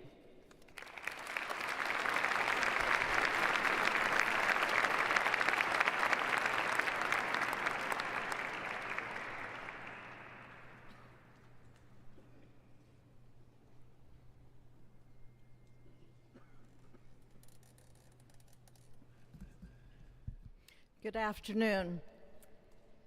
Endurance through the years is the ultimate test. To persevere through time is the truest measure of an idea, an institution, and a nation. Our founders wrote the Constitution so that America could withstand all the twists and turns of time.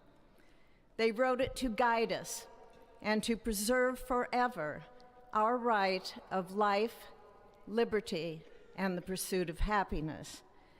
But as much as the truths and principles enshrined in our Constitution remain the same, our democracy promises the American people the power to change, to chart their own destiny. That's the beauty. That is the importance of democracy. It allows the endurance, the permanence of a nation through change. It allows nations like our United States both to avoid the obstacles and to seize the opportunities God has placed before us, all while staying true to our founding principles. Today is our country's 60th inauguration ceremony. Like all the others before it, it is a celebration of our right to set our uniquely American course. The past several years have been trying at times for many, many Americans, and also for the nations of the free world that we humbly strive to lead.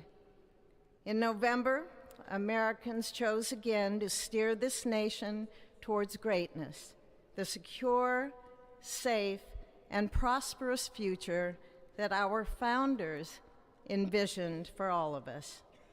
And today, we celebrate not only their decision to do so, but also the simple right and wisdom of a free people to make their own choice so that their nation might endure.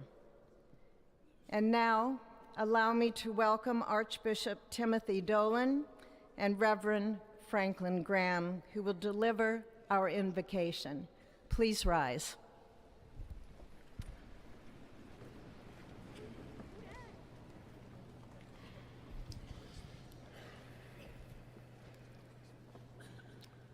Be still and know that I am God, supreme among the nations, supreme on the earth. Let us pray. Remembering General George Washington on his knees at Valley Forge, recalling Abraham Lincoln at his second inaugural, with malice toward none, with charity for all, with firmness in the right as God gives us to see the right. Remembering General George Patton's instructions to his soldiers as they began the Battle of the Bulge 8 decades ago: pray. Pray when fighting, pray alone, pray with others, pray by night, pray by day. Observing the birthday of the Reverend Martin Luther King, who warned, without God, our efforts turn to ashes. We, blessed citizens of this one nation under God, humbled by our claim that in God we trust, gather indeed this Inauguration Day to pray for our President Donald J. Trump, his family, his advisors, his cabinet, his aspirations, his vice president, for the Lord's blessings upon Joseph Biden, for our men and women in uniform, for each other whose hopes are stoked this new year, this Inauguration Day. We cannot err in relying upon that prayer from the Bible, upon which our president will soon place his hand in oath, as we make our own the supplications of King Solomon for wisdom as he began his governance. God of our fathers, in your wisdom you set man to govern your creatures, to govern in holiness and justice, to render justice with integrity. Give our leader wisdom, for he is your servant, aware of his own weakness and brevity of life. If wisdom which comes not from you be not with him, he shall be held in no esteem. Send wisdom from heavens that she may be with him, that he may know your designs. Please, God, bless America. Please mend her every flaw. You are the God in whom we trust, who lives and reigns forever and ever. Amen.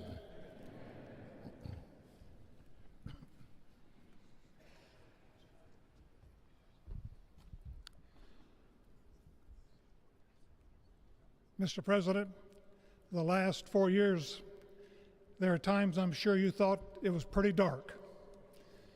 But look what God has done.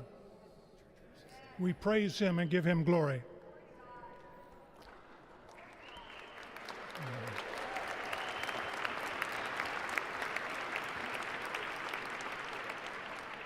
Let us pray. Our Father and our God, thou hast said, blessed is the nation whose God is the Lord. As the prophet Daniel prayed, blessed be the name of God forever and ever. For wisdom and might are his. He changes the times and the seasons. He removes kings. He raises up kings. He gives wisdom to the wise and knowledge to those who have understanding.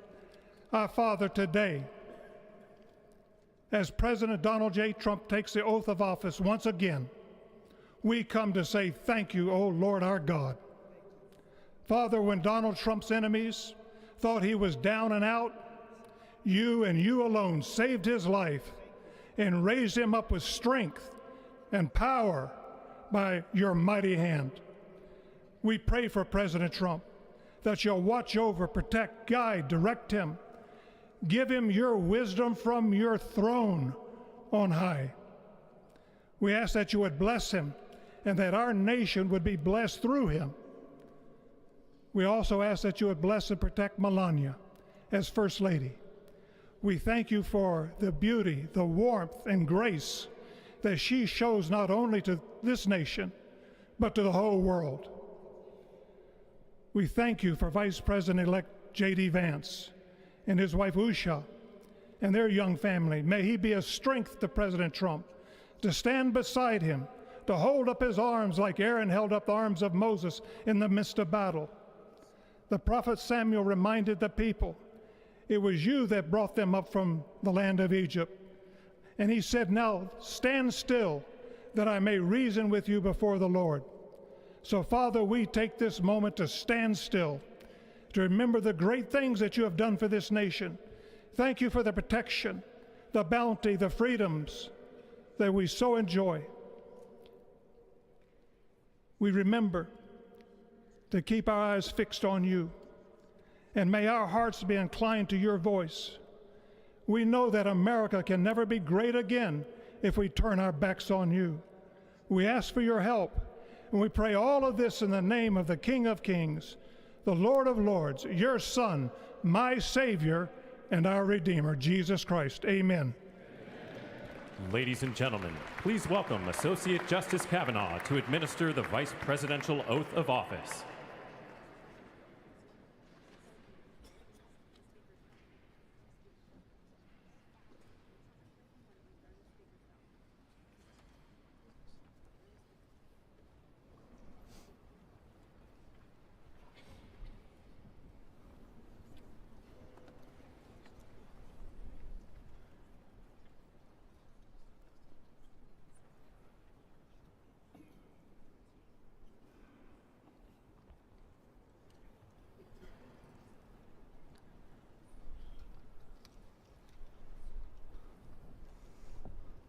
Please raise your right hand and repeat after me.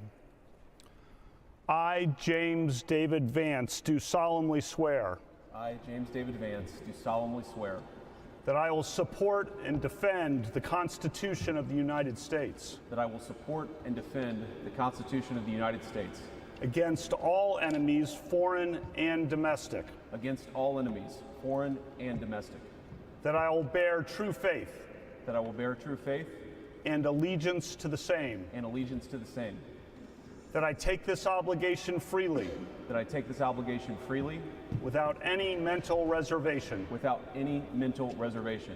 Or purpose of evasion. Or purpose of evasion. And that I will well and faithfully discharge. And that I will well and faithfully discharge. The duties of the office. The duties of the office. On which I am about to enter. On which I am about to enter. So help me God. So help me God. Congratulations, Mr. Vice President.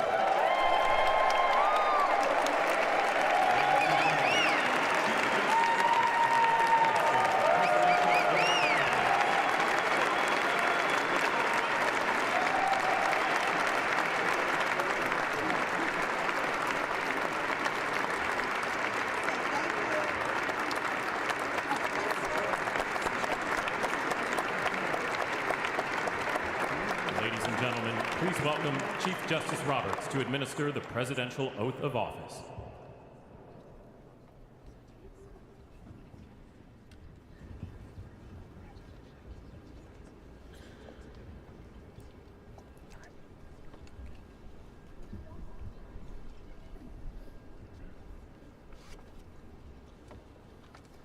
Please raise your right hand and repeat after me.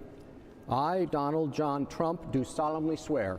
I, Donald John Trump, do solemnly swear. That I will faithfully execute. That I will faithfully execute. The office of President of the United States.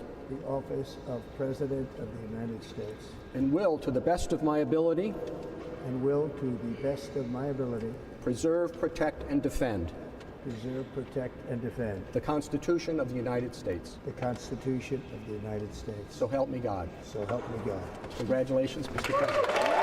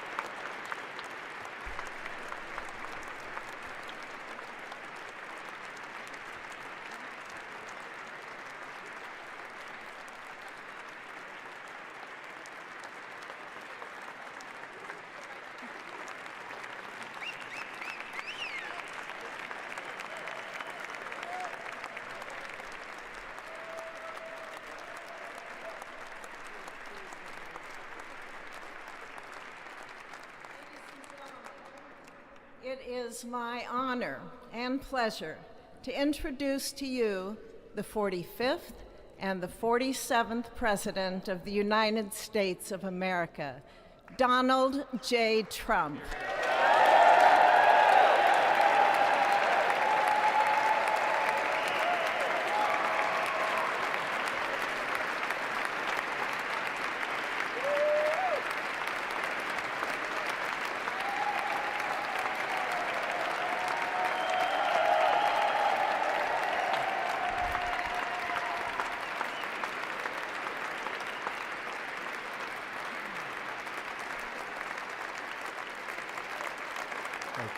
Thank you very much, everybody. Well, thank you very, very much. Vice President Vance, Speaker Johnson, Senator Thune, Chief Justice Roberts, Justices of the United States Supreme Court, President Clinton, President Bush, President Obama, President Biden, Vice President Harris, and my fellow citizens. The golden age of America begins right now.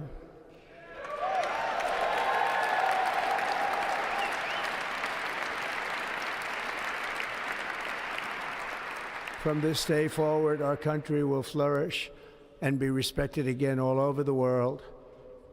We will be the envy of every nation, and we will not allow ourselves to be taken advantage of any longer. During every single day of the Trump administration, I will very simply put America first.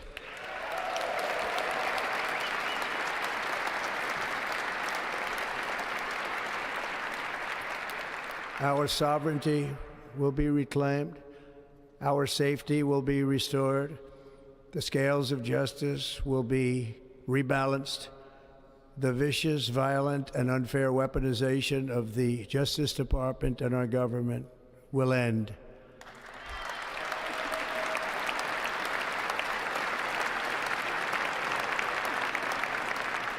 And our top priority will be to create a nation that is proud, prosperous, and free.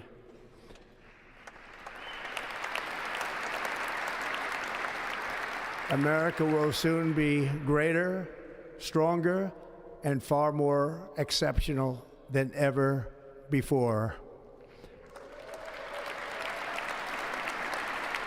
I return to the presidency confident and optimistic that we are at the start of a thrilling new era of national success. A tide of change is sweeping the country, sunlight is pouring over the entire world, and America has the chance to seize this opportunity like never before. But first, we must be honest about the challenges we face. While they are plentiful, they will be annihilated by this great momentum that the world is now witnessing in the United States of America. As we gather today, our government confronts a crisis of trust. For many years, a radical and corrupt establishment has extracted power and wealth from our citizens while the pillars of our society lay broken and seemingly in complete disrepair. We now have a government that cannot manage even a simple crisis at home, while at the same time stumbling into a continuing catalog of catastrophic events abroad. It fails to protect our magnificent, law-abiding American citizens, but provides sanctuary and protection for dangerous criminals, many from prisons and mental institutions that have illegally entered our country from all over the world. We have a government that has given unlimited funding to the defense of foreign borders, but refuses to defend American borders or, more importantly, its own people. Our country can no longer deliver basic services in times of emergency, as recently shown by the wonderful people of North Carolina, been treated so badly.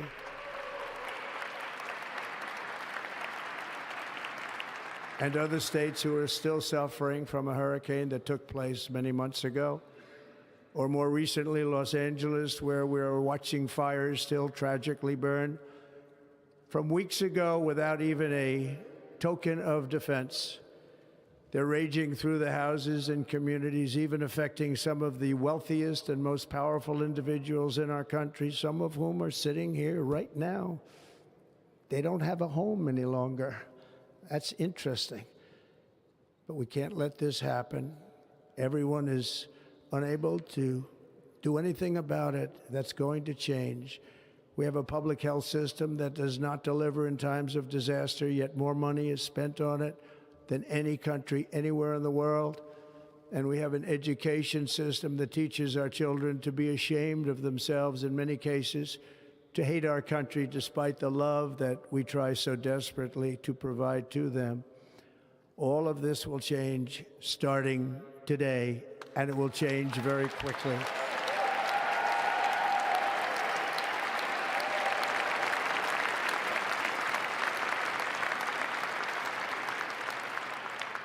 My recent election is a mandate to completely and totally reverse a horrible betrayal and all of these many betrayals that have taken place, and to give the people back their faith, their wealth, their democracy, and indeed their freedom.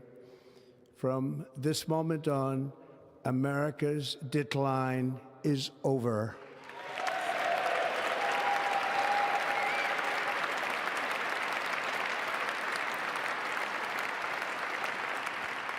Our liberties and our nation's glorious destiny will no longer be denied, and we will immediately restore the integrity, competency, and loyalty of America's government. Over the past 8 years, I have been tested and challenged more than any president in our 250-year history, and I've learned a lot along the way. The journey to reclaim our republic has not been an easy one, that I can tell you. Those who wish to stop our cause have tried to take my freedom and indeed to take my life. Just a few months ago in a beautiful Pennsylvania field, an assassin's bullet ripped through my ear. But I felt then, and believe even more so now, that my life was saved for a reason. I was saved by God to make America great again.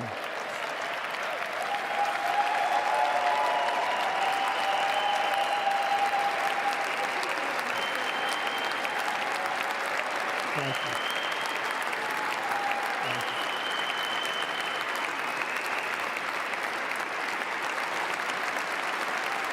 Thank you very much.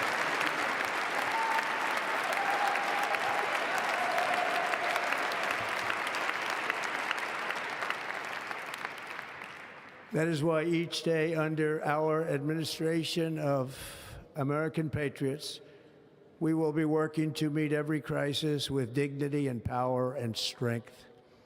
We will move with purpose and speed to bring back hope, prosperity, safety, and peace for citizens of every race, religion, color, and creed.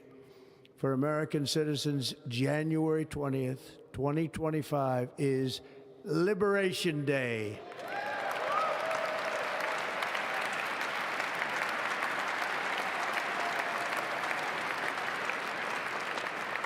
It is my hope that our recent presidential election will be remembered as the greatest and most consequential election in the history of our country. As our victory showed, the entire nation is rapidly unifying behind our agenda with dramatic increases in support from virtually every element of our society, young and old, men and women, African Americans, Hispanic Americans, Asian Americans, urban, suburban, rural, and very importantly, we had a powerful win in all 7 swing states, and the popular vote, we won by millions of people. To the Black and Hispanic communities, I want to thank you for the tremendous outpouring of love and trust that you have shown me with your vote. We set records, and I will not forget it. I've heard your voices in the campaign, and I look forward to working with you in the years to come. Today is Martin Luther King Day, and his honor, this will be a great honor, but in his honor we will strive together to make his dream a reality. We will make his dream come true.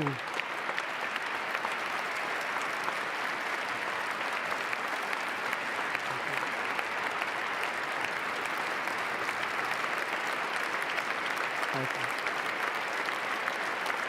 Thank you. National unity is now returning to America, and confidence and pride is soaring like never before. In everything we do, my administration will be inspired by a strong pursuit of excellence and unrelenting success. We will not forget our country, we will not forget our Constitution, and we will not forget our God. Can't do that.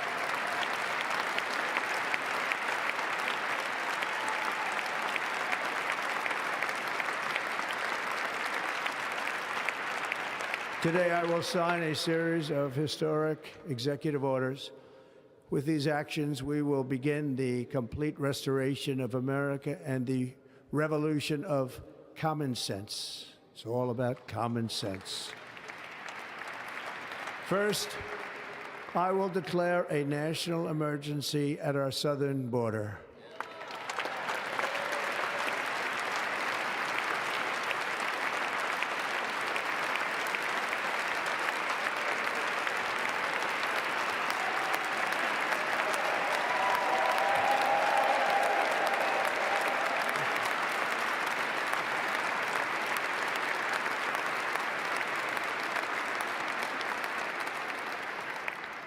All illegal entry will immediately be halted, and we will begin the process of returning millions and millions of criminal aliens back to the places from which they came. We will reinstate my Remain in Mexico policy.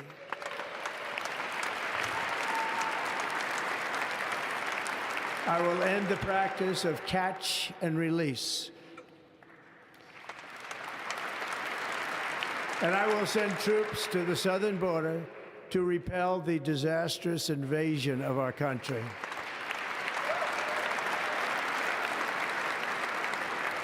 Under the orders I signed today, we will also be designating the cartels as foreign terrorist organizations.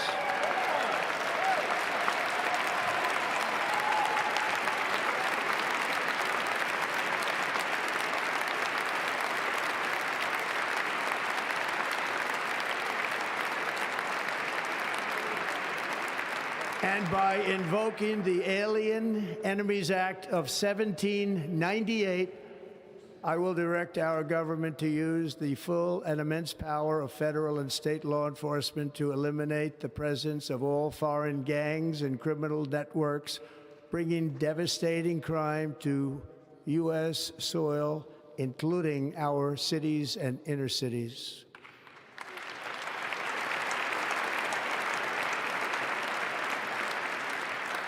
As Commander-in-Chief, I have no higher responsibility than to defend our country from threats and invasions, and that is exactly what I am going to do. We will do it at a level that nobody's ever seen before.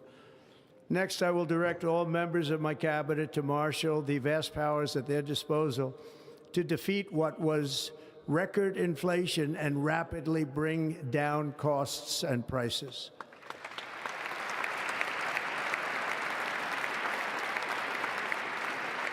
The inflation crisis was caused by massive overspending and escalating energy prices, and that is why today I will also declare a national energy emergency. We will drill, baby, drill.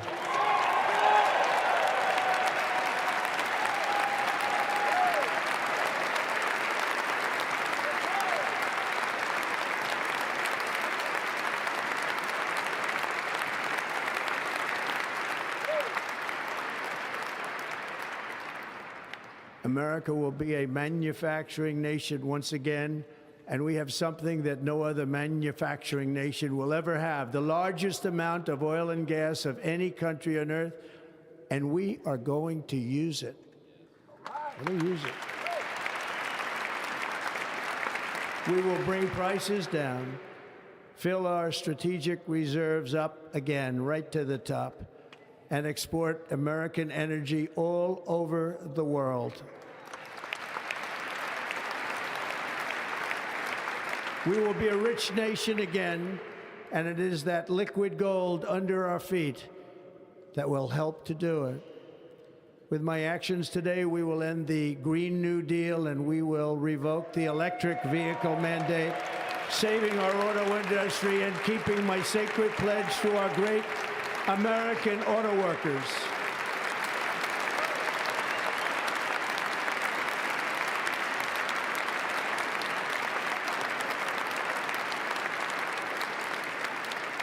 In other words, you'll be able to buy the car of your choice. We will build automobiles in America again at a rate that nobody could have dreamt possible just a few years ago. And thank you to the auto workers of our nation for your inspiring vote of confidence. We did tremendously with their vote. I will immediately begin the overhaul of our trade system to protect American workers and families. Instead of taxing our citizens to enrich other countries, we will tariff and tax foreign countries to enrich our citizens.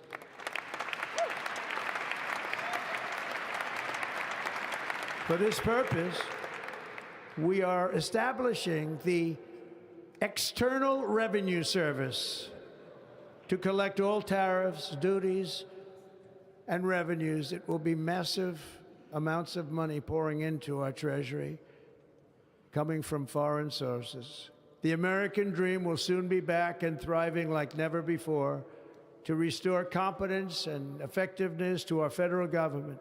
My administration will establish the brand new Department of Government Efficiency.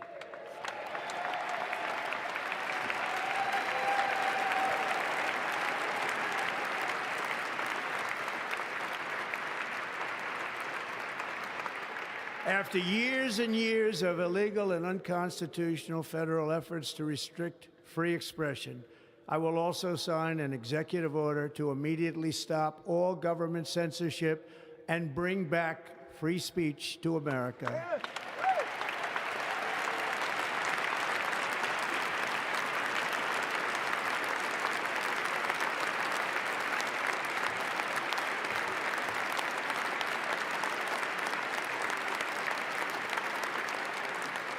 Never again will the immense power of the state be weaponized to persecute political opponents, something I know something about.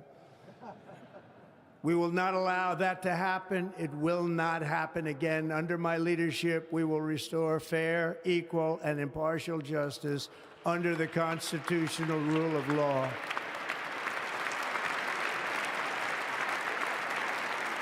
And we are going to bring law and order back to our cities. This week, I will also end the government policy of trying to socially engineer race and gender into every aspect of public and private life.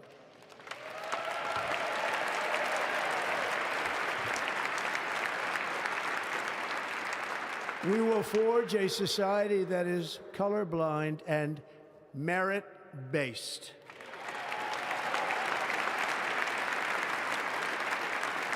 As of today, it will henceforth be the official policy of the United States government that there are only two genders, male and female.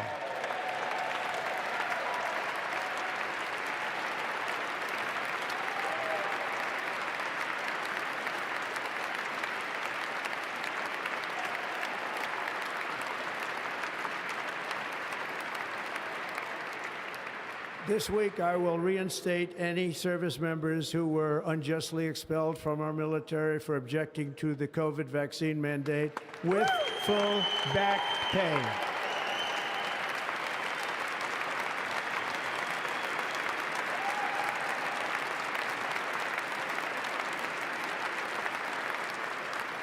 And I will sign an order to stop our warriors from being subjected to radical political theories and social experiments while on duty. It's going to end immediately.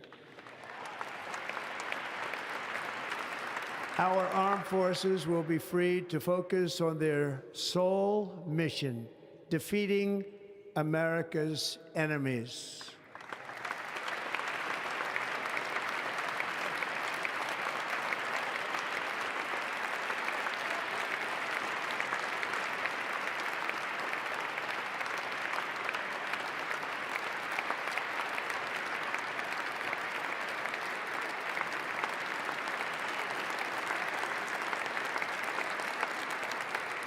Like in 2017, we will again build the strongest military the world has ever seen.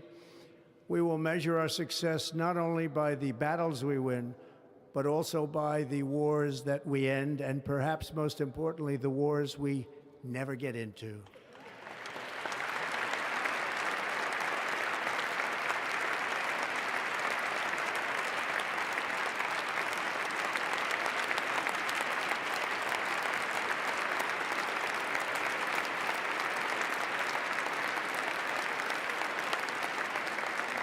My proudest legacy will be that of a peacemaker and unifier. That's what I want to be, a peacemaker and a unifier. I'm pleased to say that as of yesterday, one day before I assumed office, the hostages in the Middle East are coming back home to their families.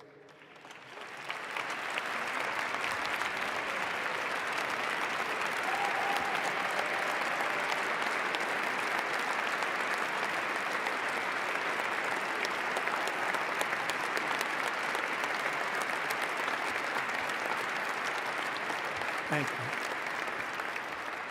America will reclaim its rightful place as the greatest, most powerful, most respected nation on earth, inspiring the awe and admiration of the entire world. A short time from now, we are going to be changing the name of the Gulf of Mexico to the Gulf of America, and we will restore the name of a great president, William McKinley, to Mount McKinley, where it should be and where it belongs.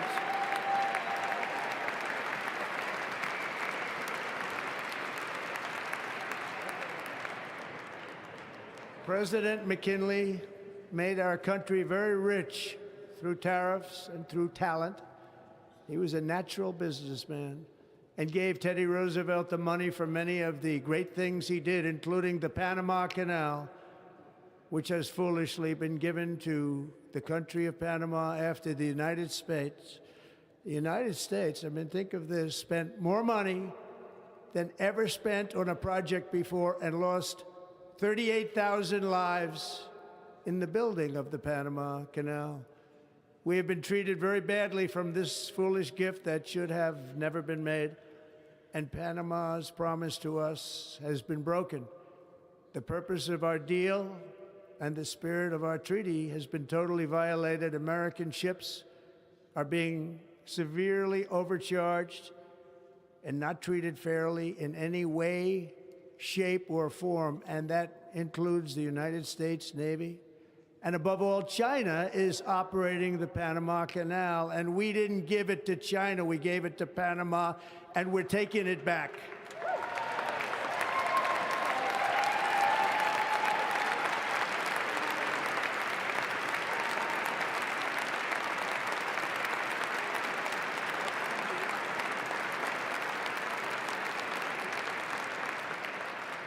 Above all, my message to Americans today is that it is time for us to once again act with courage, vigor, and the vitality of history's greatest civilization. So as we liberate our nation, we will lead it to new heights of victory and success. We will not be deterred. Together we will end the chronic disease epidemic and keep our children safe, healthy, and disease-free.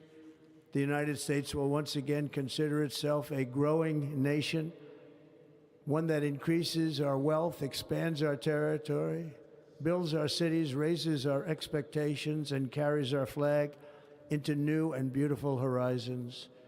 and we will pursue our manifest destiny into the stars, launching American astronauts to plant the stars and stripes on the planet Mars.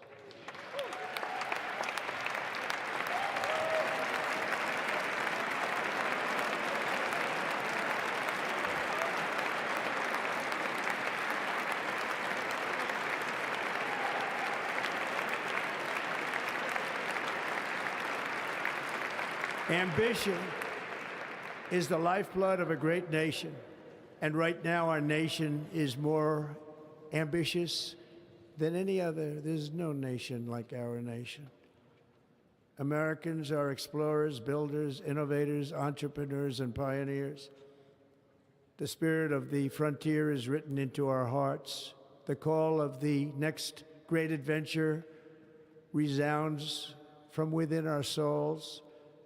Our American ancestors turned a small group of colonies on the edge of a vast continent into a mighty republic of the most extraordinary citizens on earth.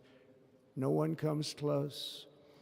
Americans pushed thousands of miles through a rugged land of untamed wilderness. They crossed deserts, scaled mountains, braved untold dangers, won the Wild West, ended slavery, rescued millions from tyranny, lifted billions from poverty, harnessed electricity, split the atom, launched mankind into the heavens, and put the universe of human knowledge into the palm of the human hand. If we work together, there is nothing we cannot do and no dream we cannot achieve. Many people thought it was impossible for me to stage such a historic political comeback. But as you see today, here I am. The American people have spoken.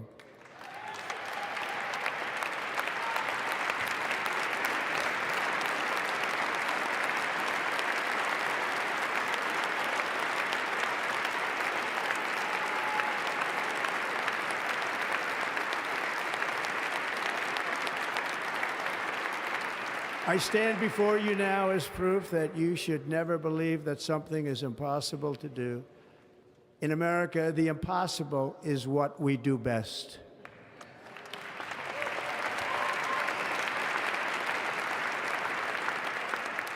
From New York to Los Angeles, from Philadelphia to Phoenix, from Chicago to Miami, from Houston to right here in Washington, D.C., our country was forged and built by the generations of patriots who gave everything they had for our rights and for our freedom. They were farmers and soldiers, cowboys and factory workers, steel workers and coal miners, police officers and pioneers who pushed onward, marched forward, and let no obstacle defeat their spirit or their pride. Together they laid down the railroads, raised up the skyscrapers, built great highways, won 2 world wars, defeated fascism and communism, and triumphed over every single challenge that they faced. After all we have been through together, we stand on the verge of the 4 greatest years in American history. With your help, we will restore America promise, and we will rebuild the nation that we love, and we love it so much. We are one people, one family, and one glorious nation under God. So to every parent who dreams for their child, and every child who dreams for their future, I am with you, I will fight for you, and I will win for you. We're going to win like never before.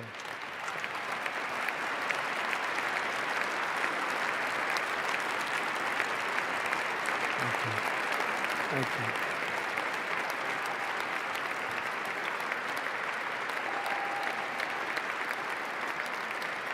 Thank you. Thank you. In recent years, our nation has suffered greatly, but we are going to bring it back and make it great again, greater than ever before. We will be a nation like no other, full of compassion, courage, and exceptionalism. Our power will stop all wars and bring a new spirit of unity to a world that has been angry, violent, and totally unpredictable. America will be respected again and admired again. including by people of religion, faith, and goodwill, we will be prosperous, we will be proud, we will be strong, and we will win like never before. We will not be conquered, we will not be intimidated, we will not be broken, and we will not fail. From this day on, the United States of America will be a free, sovereign, and independent nation. We will stand bravely, we will live proudly, we will dream boldly, and nothing will stand in our way because we are Americans. The future is ours, and our golden age has just begun. Thank you. God bless America. Thank you all. Thank you. Thank you very much. Thank you very much.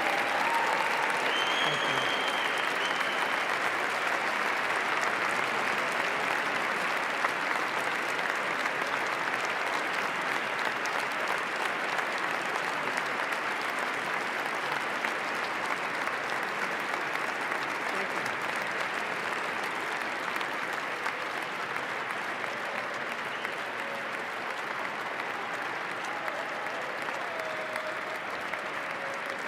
Ladies and gentlemen, performing America the Beautiful, please welcome the Armed Forces Chorus and Carrie Underwood.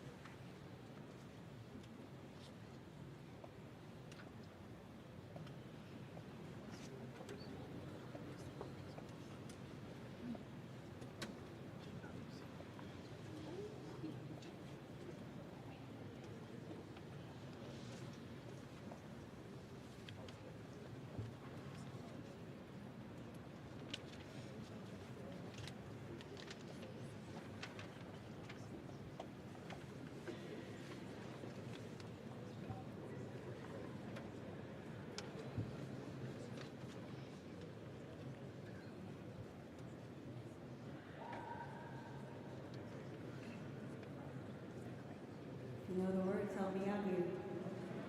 Oh, beautiful for spacious skies, for amber waves of grain, for purple mountain majesties above the fruited plain. America, America, God shed His grace on thee and crown thy good with brotherhood from sea to shining sea.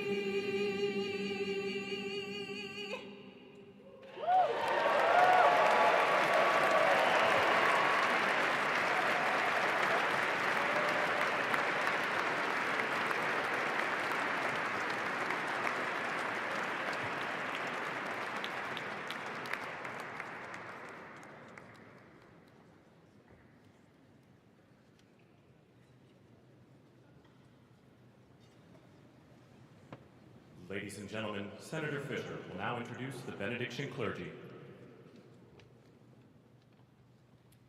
I now call on Rabbi Ari Berman, Pastor Lorenzo Sewell, and Reverend Frank Mund to provide prayers of benediction.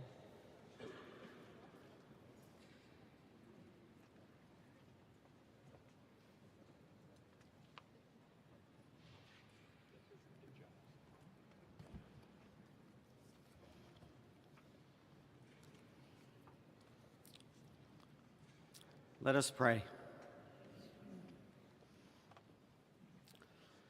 Almighty God, your prophet Jeremiah walked the streets of Jerusalem and blessed its inhabitants with the Hebrew words, Baruch HaGever Asher Yiftach BaHashem. Blessed is the one who trusts in God. Thousands of years later, this great nation, which adopted these words as its motto, "In God we trust," stands at a moment of historic opportunity. Americans are searching for meaning. Our merciful Father, help us rise to meet this moment. Bless President Donald J. Trump and Vice President J.D. Vance with the strength and courage to choose the right and the good. Unite us around our foundational biblical values of life and liberty, of service and sacrifice, and especially of faith and morality, which George Washington called the indispensable supports of American prosperity. Guide our schools and college campuses, which have been experiencing such unrest, to inspire the next generation, to pair progress with purpose, knowledge with wisdom, and truth with virtue. Hear the cry of the hostages, both American and Israeli, whose pain our president so acutely feels. We are so thankful for the 3 young women who yesterday returned home, and pray that the next 4 years brings peace to Israel and throughout the Middle East. Almighty God, grant all Americans the opportunity to realize our shared dream of a life filled with peace and plenty, health and happiness, compassion and contribution. Stir within us the confidence to rise to this moment. For while we trust in God, God's trust is in us, the American people. America is called to greatness, to be a beacon of light and a mover of history. May our nation merit the fulfillment of Jeremiah's blessing, that like a tree planted by water, we shall not cease to bear fruit. May all of humanity experience your love and your blessing. May it be thy will, and let us say, Amen. Let us pray for our 47th president. Heavenly Father, we're so grateful that you gave our 45th and now our 47th president a millimeter miracle. We are grateful that you are the one that have called him for such a time as this, that America would begin to dream again. We pray that we would fulfill the true meaning of our creed, that we hold these truths to be self-evident, that all men are created equal. We pray that you use our president, that we will live in a nation where we will not be judged by the color of our skin, but by the content of our character. Heavenly Father, in the name of Jesus, we are so grateful today that you will use our 47th president so we would sing with new meaning, my country, 'tis of thee. Sweet land of liberty, of thee I sing. Land where my fathers died, land of the pilgrim's pride, from every mountainside. Let freedom ring, and because America is called to be a great nation, We believe that you will make this come true. So let freedom ring from the prodigious hilltops of New Hampshire. Let freedom ring from the mighty mountains of New York. Let freedom ring from the heightening Alleghenies of Pennsylvania. Let freedom ring from the snow-capped Rockies of Colorado. Let freedom ring from the curvaceous hilltops of California. But God, we're asking you not only that, let freedom ring from Stone Mountain, Georgia. Let freedom ring from Lookout Mountain of Tennessee. Let freedom ring from every hill and every molehill in Mississippi, from every state, every city, every village, and every hamlet. And when we let freedom ring, we will be able to speed up that day where all of your children, black men and white men, Protestant and Catholic, Jew and Gentile, will be able to sing in the meaning of that old Negro spiritual, free at last. Free at last. Thank you, God Almighty. We are free at last. If you believe where the Spirit of the Lord is, there is liberty. Come on, put your hands together and give your great God great glory.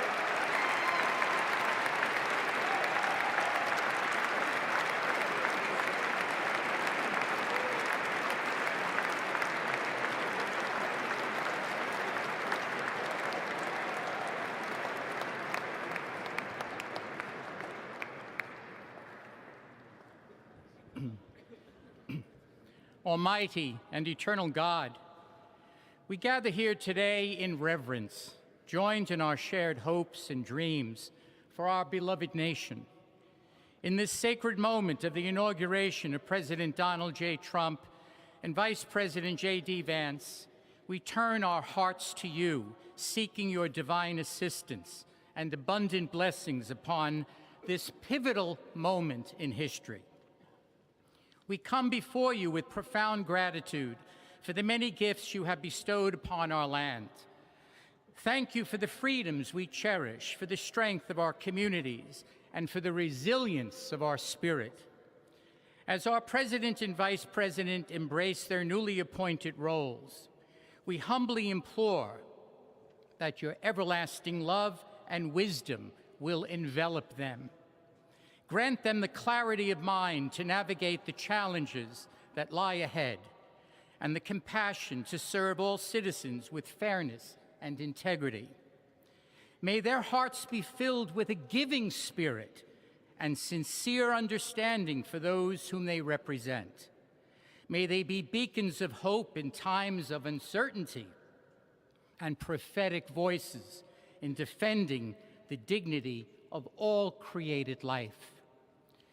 We pray for a spirit of collaboration to flourish in our government and across our nation, fostering an environment where dialogue and heartfelt listening will prevail over division or discord.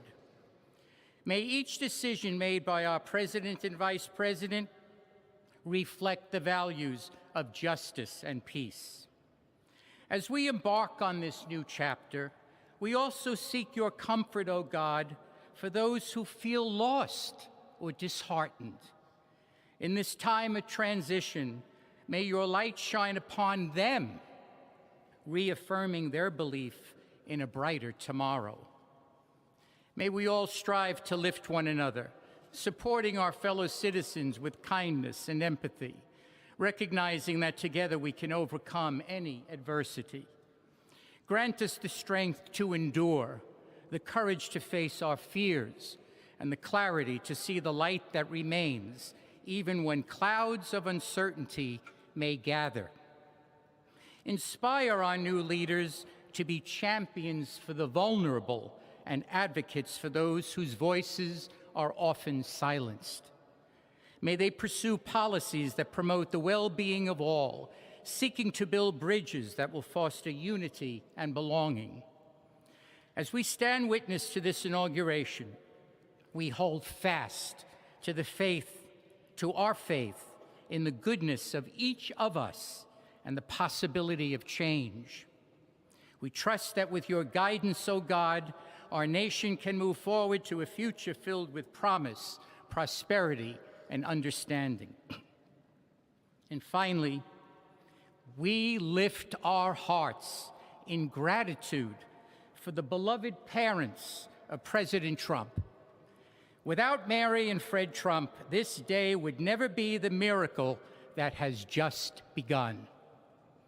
From their place in heaven, may they shield their son from all harm by their loving protection, and give him the strength to guide our nation along the path that will make America great again. Let us go forth now with these words of President Trump's emblazoned on our hearts. As long as we have pride in our beliefs, courage in our convictions, and faith in our God, then we will not fail. We stand tall, we stand proud, because we are Americans, and Americans kneel to God, and to God alone. Amen. Ladies and gentlemen, please remain standing for our national anthem.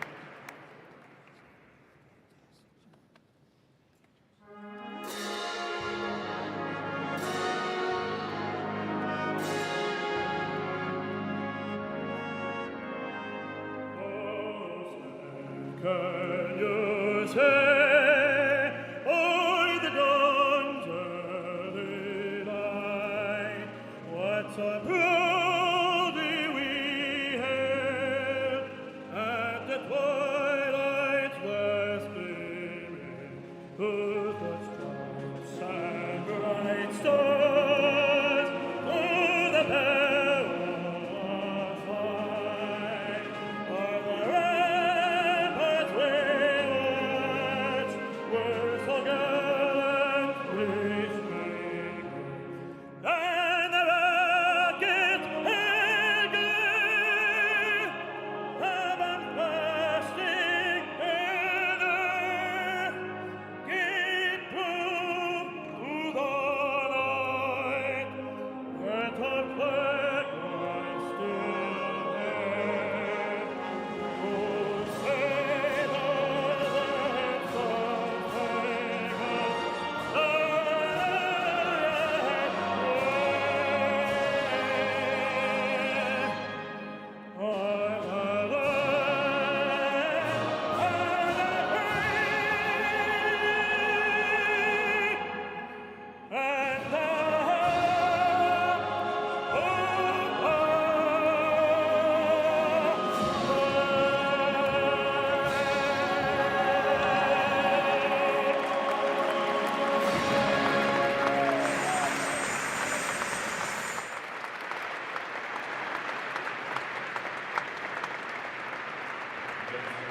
Please be seated.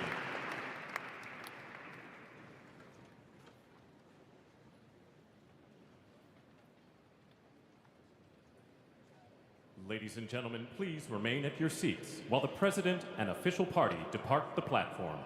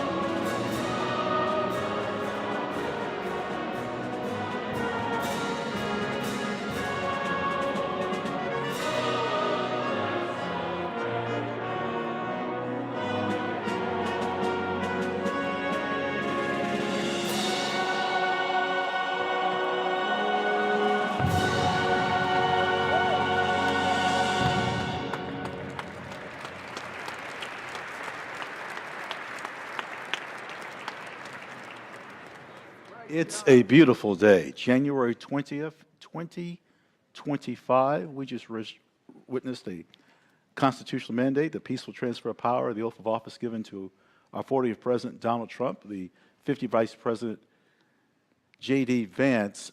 President Trump mentioned in his speech one of the, I think, identifying marks that he wanted to be remembered as a peacemaker and unifier. A peacemaker and unifier. I thought it was also interesting that he said this is the new golden age of America beginning now. We haven't had an inauguration of the Rotunda since 1985. Today, JASIC, all agencies delivered. My name is Ron Jackson. This is we've been on since 9 o'clock, but we just witnessed a stern rendition of the national anthem by tenor Christopher Macchio. I want to make note of this. There's a lot of ceremonies that happen in the Rotunda. We've witnessed so many of them. But I think it's interesting, this happens with inaugurations, that the national anthem is rendered after the oath of office, after God Bless America. It's the crescendo of the ceremony that happens in the Rotunda, and what a powerful rendition we just witnessed. Yeah, there was a lot of great music in this. The Battle Hymn of the Republic was one of my favorite arrangements of that particular song. And now we're just waiting for the departure ceremony. So at this point, we've had the inaugural swearing in, and the newly inaugurated sworn in president and vice president are going to escort the now former president and former vice president out back to the East Front. We were talking earlier about Marine One, and we're going to see them. There we go. Yes. So now former President Biden will get in Marine One with Dr. Jill Biden, and they'll head off. And then the Vice President and Mr. Emhoff, they're going to leave by the motorcade. We have a departure video. I think you're going to like, I know you're going to like this, friends. So let's set this up. The outgoing, as Emily just stated, the outgoing administration in terms of president, vice president will depart. But why and where? And please watch this video. We think you'll like it.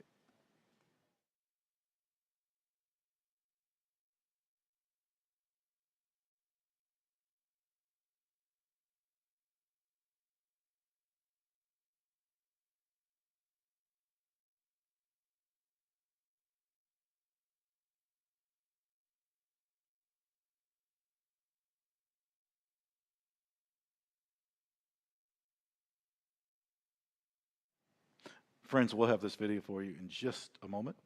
Once again, it's 1:05 Eastern Time. This is our plaza of the east front of the Capitol. President Donald Trump, I had about 12:01, 12:02, in which he went to the stage. Chief Justice Roberts rendered the oath of office. No, I didn't have time to count the words. I was going to, but there's a group that will do that. Yeah. What was the longest of the inaugural addresses? William Henry Harrison, 8,445 in 1841. I think most people know the shortest, which might, I have to admit, it still surprises me. The shortest speech, President George Washington, 135 words. Yeah. Now, mind you, again, we talked about, for those just joining us, we've talked a lot about weather, and when President Washington was sworn in, it was 30th of April 30th, 1789. The intent was March 4th, but because of weather, it had to be postponed. You know, the person that informed George Washington that he was going to be president was a gentleman from Ireland. His name, Charles Thomson.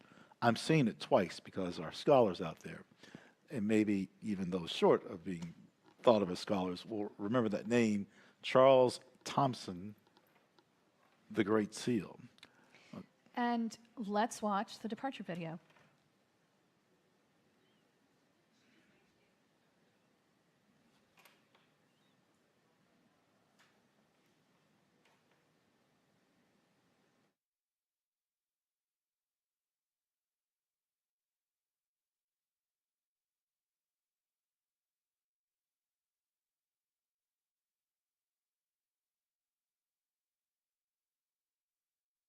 Time for that. Oh, here we go. Okay, so we're not going to talk about history. We're going to talk about what we're seeing in real time here. So there we see Mrs. Trump and President Trump out there. They've pulled the car up.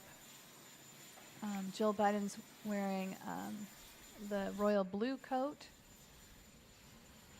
sitting next to President Biden.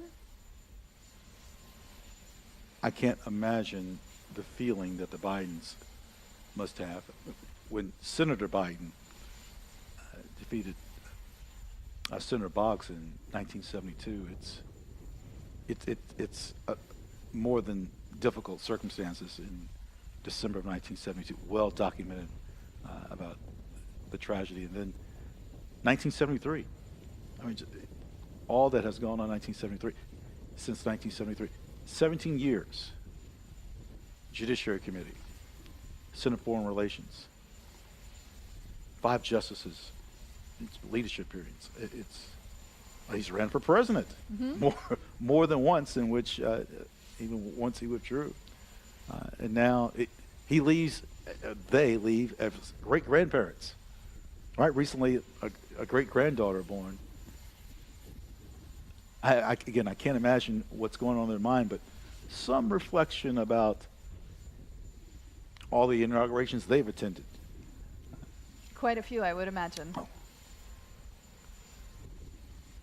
I'm not certain for Senator Biden, what President Carter was inaugurated on the East Front. And then Vice President Vance and his wife, Usha Vance. She's wearing the pink coat. They're walking over with the now former Vice President Harris.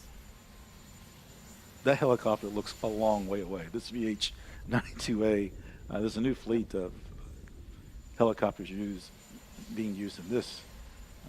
78 feet in length.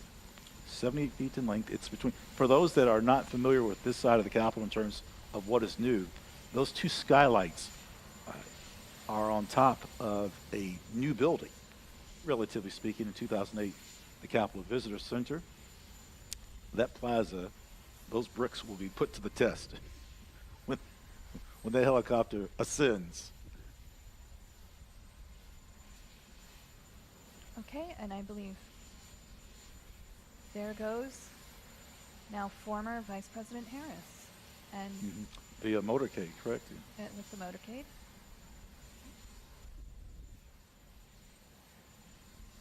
And now we should see the next group walking towards the helicopter. Yep, there they go.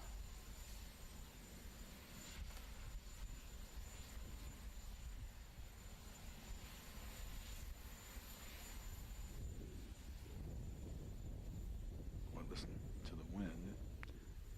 Yeah. Mrs. Trump making certain, I imagine there's more than a fastener attached to that hat. Bobby pins galore, holding that hat to her head. Yes. You never stop serving your country. You never stop serving your country. And we don't know what the next phase will be for the Harrises and Bidens, but rest assured, you never stop serving your country. So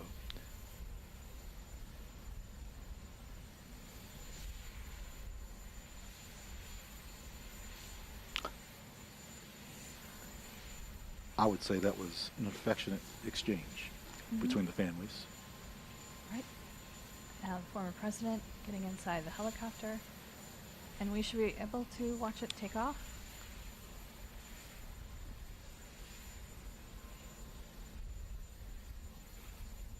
Look at the crowds on the Library of Congress Supreme Court side. This is really something to witness for those that are nearby. Marine One. We sometimes see it working in Washington. We sometimes see it bringing the president back and forth to the White House. It's always a sight to see. Certainly for visitors, it's exciting.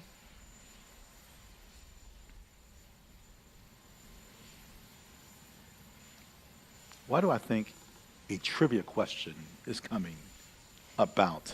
You never know. It could be coming.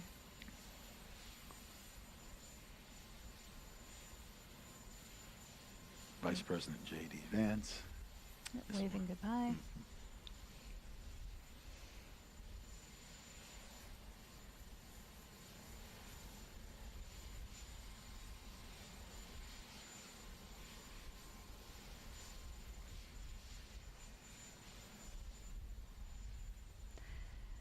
So now the president will go back into the Capitol building for more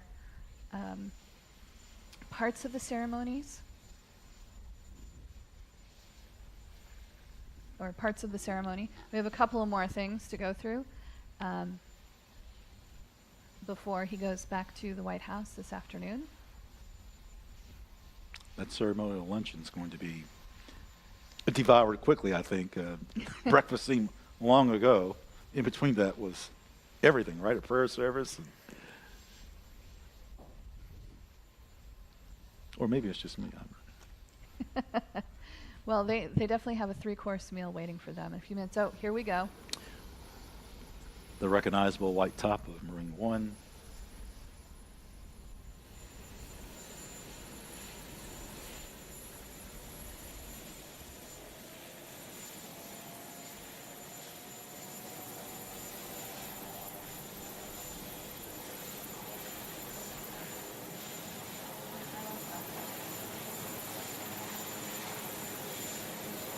Yeah, we've lost. We can't hear.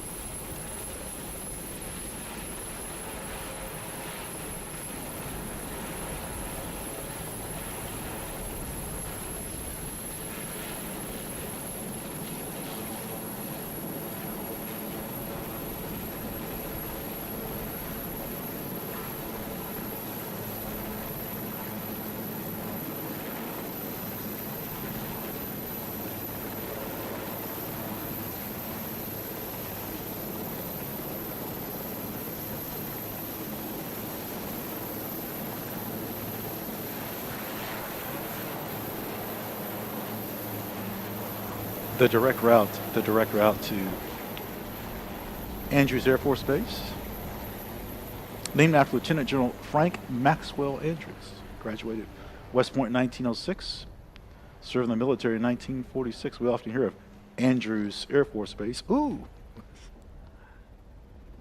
Frank Andrews, he was a lieutenant general in the Army Air Corps.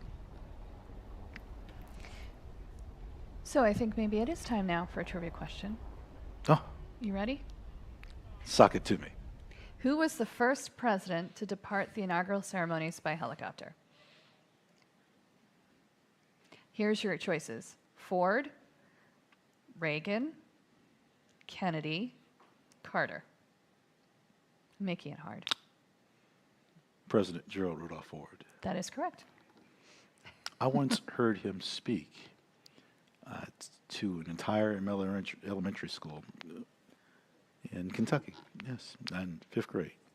And, of course, I wanted to ask a question. Do you think they allowed that to happen? No. No, they didn't. No, you're they right. didn't. Not that I'm bitter about it. 1977, never mind. So I think now we're going to watch a little video about the signing ceremony that's going to happen next, a little history of this event. So let's watch.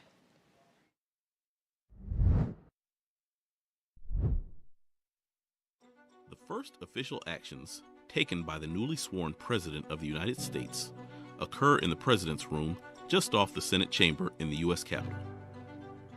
After the departure of the former President and First Lady, the new President gathers there with aides and members of Congress to sign nominations and sometimes memorandums, proclamations, or executive orders. This tradition began in 1981 with President Ronald Reagan. Prior to that time, nominations were often submitted to the Senate on Inauguration Day without ceremony.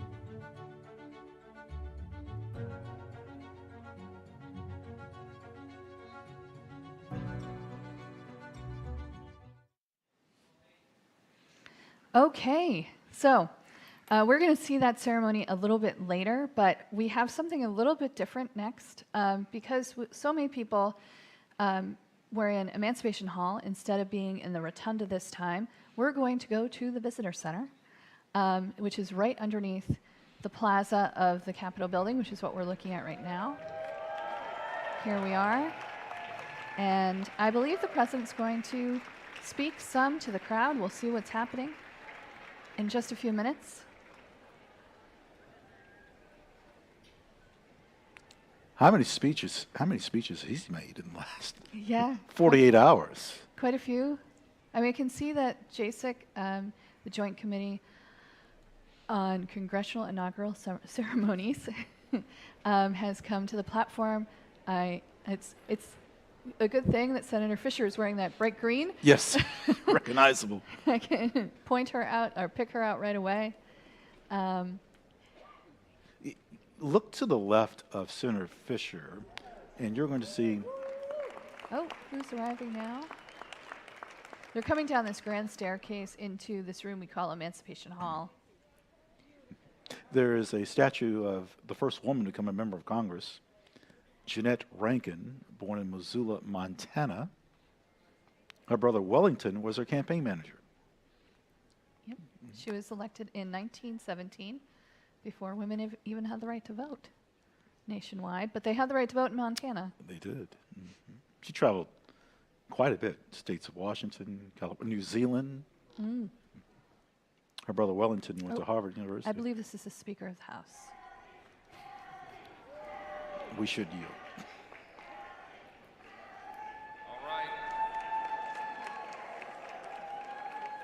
Ladies and gentlemen, we are here as witnesses to President Trump's triumphant return to the White House.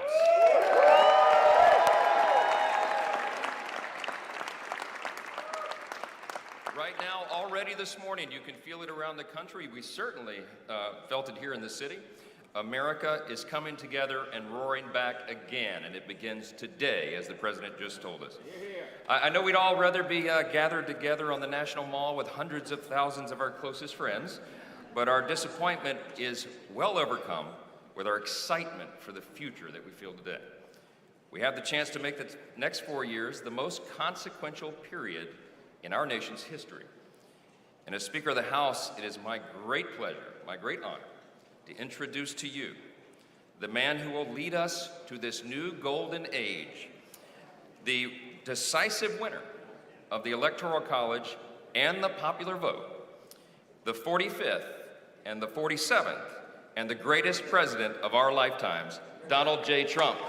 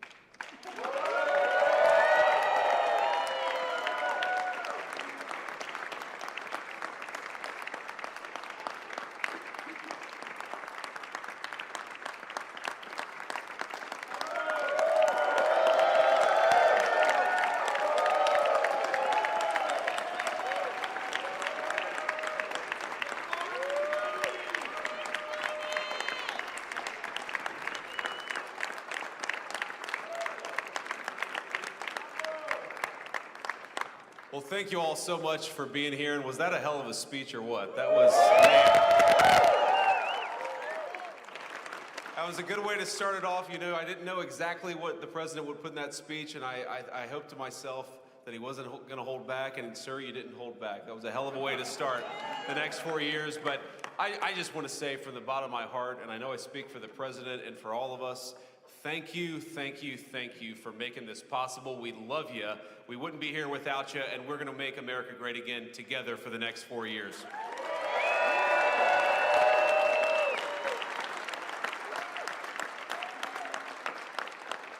And the last thing I'll say is, you know, having stood outside for about 5 minutes to wave goodbye to the Bidens, thank God we moved that thing indoors, because it was a beautiful ceremony and it was cold as hell outside.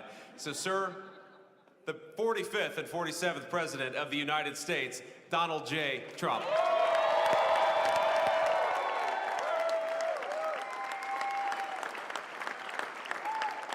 No, he's right. I said, oh, look at this beautiful sunny day. We blew it, and then I went outside and we were freezing. You would have been very unhappy. The sun was very deceptive, I will tell you. It is cold out. And I'm sort of saying, you know, that was so beautiful today. Maybe they should do it there every 4 years. Does that make sense? I don't know. Because, you know, the outdoor thing is really good, but it gets a little cold around this time of the year, as some people have noticed. And a lot of times they suffer through it. There was no suffering in that room. It was 72 degrees. It was perfect with the best acoustics I think I've ever heard in a room. This is not so bad either. But I just want to say, you're a younger, far more beautiful audience than I just spoke to. And I want to keep it off the record. I want to keep that off the record, because I don't want to have all those big shots up there. I don't want to think you're more powerful than them, you look better than them, and I love you. Now, we just had a great time. We just had a great day. This was amazing. You know, when you think we took a journey, I mentioned in the speech, a lot of people said that was not a journey that was possible, and it was indeed possible. I didn't really know too much about what they were saying when they said that, but a lot of people felt it. And we hooked up with JD very early. I watched JD over a period of time. I endorsed him in Ohio. He was a great senator, and very, very smart. The only one smarter than him was his wife. That was I would have chosen her, but somehow the line of succession didn't work that way, right? But now she's great and he's great. This is a great, beautiful couple and unbelievable career. I just said to him, you are very upwardly mobile, because he hasn't been doing it that long, but he picked it up so quickly. Remember, the first week was a little bit like the fake news was hitting him really hard. And I said, ooh, this may be tough, but after that, it was smooth sailing for him. He took on everybody. He took on the meanest. I don't want to use the word corrupt because we're into a new system, so let's wait till the corruption begins, because it will. But he took on some pretty mean people, and he handled it well. I want to also congratulate Mike Johnson for the job that he's doing.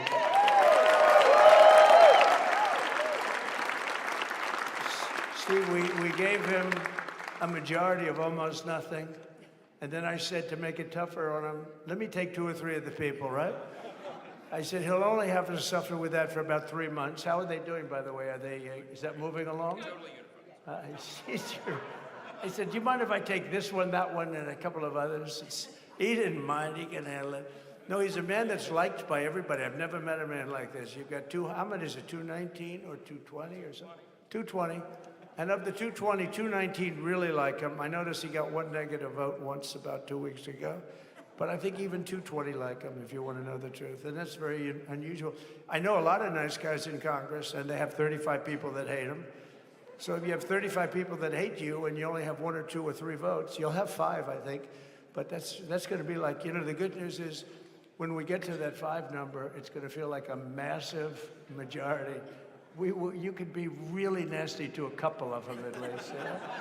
So it's going to feel like hitting your head on the wall and stopping. It feels so good to stop. But he's done a fantastic job. And Steve Scalise is, he's our hero because, you know, I was with him. You talk about being shot. I was with him. He got some bad ones, and his incredible wife, and she really loves him. You know, you never know about that. I've been with other people. They were doing poorly, and the wife is like looking at her watch. She can't get out of the hospital fast enough. How's he doing? Oh, I don't know. He's all right. That woman was a mess. She was crying and crying. No, they're going to take him. They're going to take him. I told Steve when he finally woke up, it was a while too. The doctor told me it was the most blood they've ever transfused in any patient. They've never done anything like it. And here he is, the picture of strength, right? And he's been a great friend of mine. With the family, because of the family. And what a job you did. It worked out pretty much better than we even thought, right? And I did have a couple of things, you know, to say that were extremely controversial. And between J.D. and Melania and anybody else that heard, please, sir, it's such a beautiful, unifying speech. Please, sir, don't say these things. I said, I'm telling you, it's going to play great. They said, you're right. For this group of people, it's going to play great. You're the only ones I heard by not, but we had some beauties, didn't we, Melania? She said, sir, calls me sir when she's angry. No, I'm only kidding. I better say I'm only kidding, or the press is going to pick that one up loud and clear. No, but she said, no, I think it would be terrible. It's such a nice speech. I think it's, you know, it all depends on your delivery. How was the delivery? Was it good? But she said it's such a beautiful speech. You can't put things in there that you were going to put in. And I was going to talk about the J6 hostages, but you'll be happy because, you know, it's action, not words that count. And you're going to see a lot of action on the J6 hostages. And I was going to talk about the things that Joe did today with the pardons of people that were very, very guilty of very bad crimes, like the Unselect Committee of Political Thugs, where they literally, I mean, what they did is they destroyed and deleted all of the information, all of the hearings, practically not a thing left. They deleted all the information on Nancy Pelosi having turned down the offer of 10,000 soldiers. You wouldn't have needed 10,000. You could have had 500, and it would have stopped. Because we may have had 1 million people that day, the people that were there. You don't see any photographs, but we have a lot of great photos. But you don't see those photographs. They don't put them in. They show the people at the Capitol. But I was talking about that. I was going to talk about that. They said, please don't bring that up right now. You can bring it up tomorrow. I said, how about now in front of the I'll bring it up right now. You know, this little time delay is good because we're getting great reviews on the speech. Now watch. They'll take the speech and say, I didn't like it because he left there and he's talked to people. But we're giving you a little more information than we gave upstairs. But no, they pardoned a lot of people. They pardoned, before we even get to today, they pardoned, 33 murderers, absolute murderers, the worst murderers. You know, when you get the death sentence in the United States, you have to be bad because they don't give it much. And he pardoned almost everybody having a death sentence. And if you went through the crimes that were committed, you wouldn't even believe them. The level of violence, the people that were killed, the innocence of people that were killed and children killed by these people. And he pardoned them for whatever reason. He spared them, but they didn't spare the people that they killed. And, you know, who knows what happens in the future. It's one of the worst because a lot of times they let them out early after that. You know, they say you're going to be in for life, but then all of a sudden they get let out for good behavior, and then they go on a rampage. You know, it's one of those little things, right? But I was going to talk about that. But I was really going to talk about the level of, you know, what's going on. Why are we doing this? Why are we trying to help a guy like Milley? Why are we doing Milley? He was pardoned. What he said, terrible what he said. Why are we helping some of the people? Why are we helping Liz Cheney? I mean, Liz Cheney is a disaster. She's a crying lunatic and crying Adam Kinzinger. He's a super crying. I never saw the guy not crying. He's always crying. I looked at him. I remember years ago, he was actually on my side. And then one day, you know, when you don't want to kill people in wars, they turn against you. Liz Cheney hated the concept of not going to war with everybody. Let's kill everybody. Let's spend a lot of money on military equipment, you know, where her father works, right? And, but what she did was incredible. Think of it. They destroyed and deleted all of that information that went on for almost 2 years against Trump. And the reason they did, because it was all false, like the person that said, I tried to strangle a Secret Service agent. That's one of the toughest human beings I think I've ever seen. I actually had a friend saying, please don't change that, sir. You are the coolest sucker in history.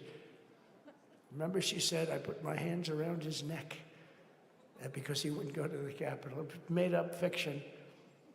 And I was rebuffed. And the guy on the right is a massive weightlifter, probably stronger than me. Do you think he's stronger than me, honey? You know who I'm talking about. Possibly stronger than me. Slightly younger than me, like, I won't say how many years because I don't want to talk about that, but a lot of years. But I had a friend that said, why are you disputing that story? That's the coolest story I've ever heard. That I would attack a karate champion, get slightly rebuffed, and then throw my arms around a guy with a neck about this big. Even though there are bars, you know, there are bars, you can't really do that anyway. So I wanted to talk about that. But all of that stuff got deleted. And the reason it got deleted is they were all caught in lies. You know, Secret Service testified, and they said it didn't happen. Actually, the two guys were very embarrassed. They're suffering because their friends are saying, did Trump really do that to you? But they gained a whole new respect for me. But it was just make-believe stuff, and there were a lot of make-believe stories made up. So rather than suffer the wrath, like the story with Nancy Pelosi, I offered her 10,000 soldiers. She knows it. She admitted it on tape that her daughter made. She's a videographer or whatever you call her, which I'm glad she is. So she can't be in good stead with Nancy. But Nancy said it was my responsibility as she's leaving the Capitol. She said it was, and it was. She's in charge of security at the Capitol. But I offered them up to 10,000 soldiers, even more. One time I said more, as many as you need. But You needed 400 or 500. If 4 or 5, you 10,000, that would be more than the number of people there by a lot. But we offered her 10,000. Think of it, 10,000 soldiers. In other words, J6 wouldn't be J6. There would have been no J6. But she rebuffed them. She didn't like it. No, she didn't like it. Maybe she wanted that to happen. But she's guilty as hell. And now we would have to go through the process because they destroyed all evidence. They deleted everything. There's virtually nothing left. The other fake story and so many other fake stories. And many people came out on our side. And those people now, we've got to find them. There's nothing left. So that's a criminal offense. If that were a civil case, it would be a criminal offense. If that happened civilly where you did that, it would be a criminal offense. So I decided I'm not going to make this speech complicated. I'm going to make it beautiful. I'm going to make it a unifying speech. And then when they said we have a group of people that are serious Trump fans, I said, this is the time to tell those stories.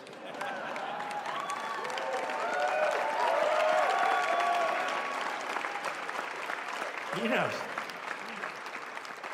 So anyway, but seriously, I'd like to, I think it was a tremendous success. I think we're very lucky we put it inside because it is really cold. We just went to the helicopter out of respect to something that's taken place for a long time.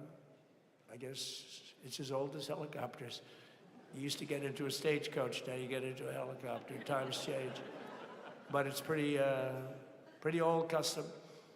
And it's a beautiful custom, actually. It's a beautiful custom. I wish we could have had a better relationship. I wish we could have had a better relationship between Republicans and Democrats. I was with Senator Schumer. I said, Chuck, I think it's time we all start getting along a little bit because it doesn't make sense. I mean, we literally never get a Democrat vote. They never get a Republican vote, almost. And although there is a bill coming up very shortly that we have a lot of Democrat votes, right? That's going to be a very beautiful bill. We're going to have a deciding, I would say, within a week or so, I think. And it's going to be a very good bill. You all know what I'm talking about. So I just want to thank you all for being here. You have been our fans from day one. All these people all over. You've been our fans. This has been there's never been anything like it. There's never been anything like it. This has been a movement like no movement ever in history for probably any country, let alone this country. You know, if somebody's running for president, and if they go out and they announce they're going to Arizona, they're going to Nevada, they're going to someplace, if you have 200 or 300 people, that would be standard. Ronald Reagan would go out. I mean, outside of the last couple of days where people get a little excited, but even then you have a couple of thousand people. But if you're going to go someplace, any place, any one of the swing states, any one of the other states, I mean, how about the non-swing states? We won Alabama by 48 points. We won Tennessee by massive numbers. Wyoming, we won by numbers that are, nobody's ever seen numbers like that. And, you know, places like California, we did great, but when they send out like 38 million ballots, nobody knows where the hell they're sending them, and then they come pouring back, the whole thing.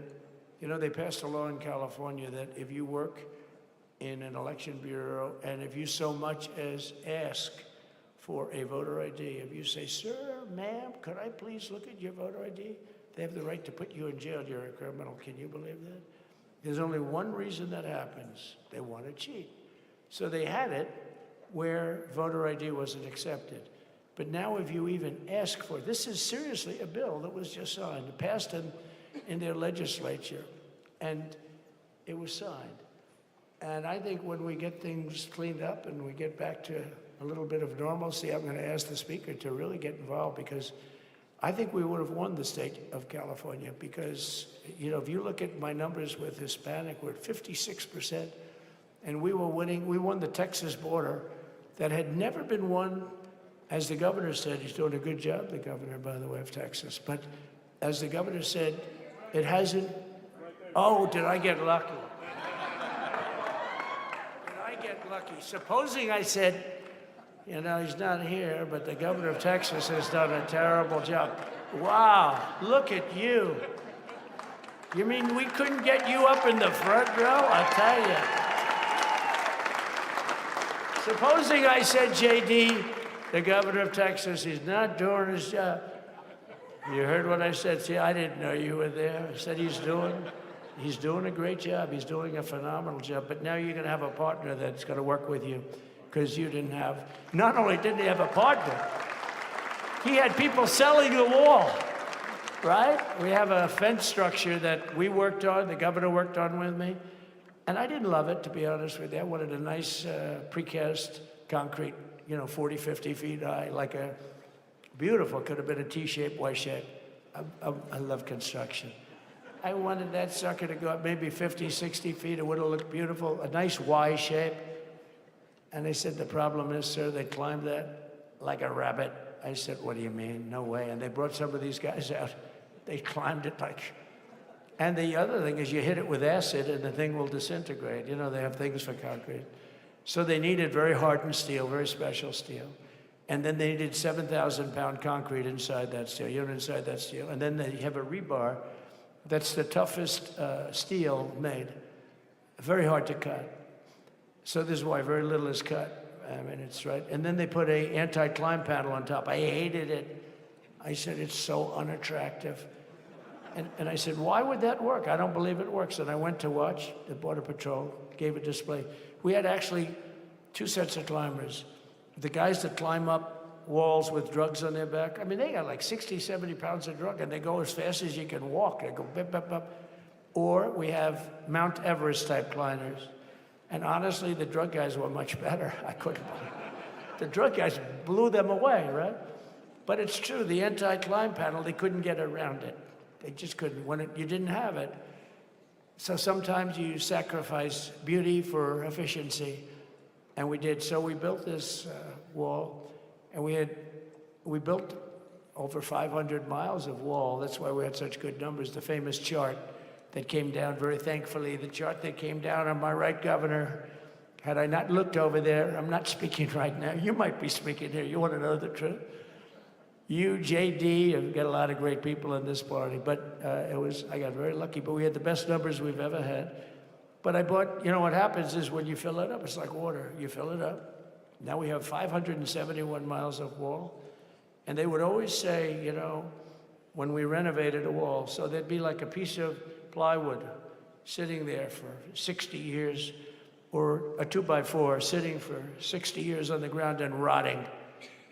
Because, and they say, you didn't build a new wall. Here we're building 50 feet up in the air, 30 feet sections, 50-foot sections, all steel, all concrete, all everything. And all, by the way, they don't even want me to say this, but what the hell, it doesn't take that long time.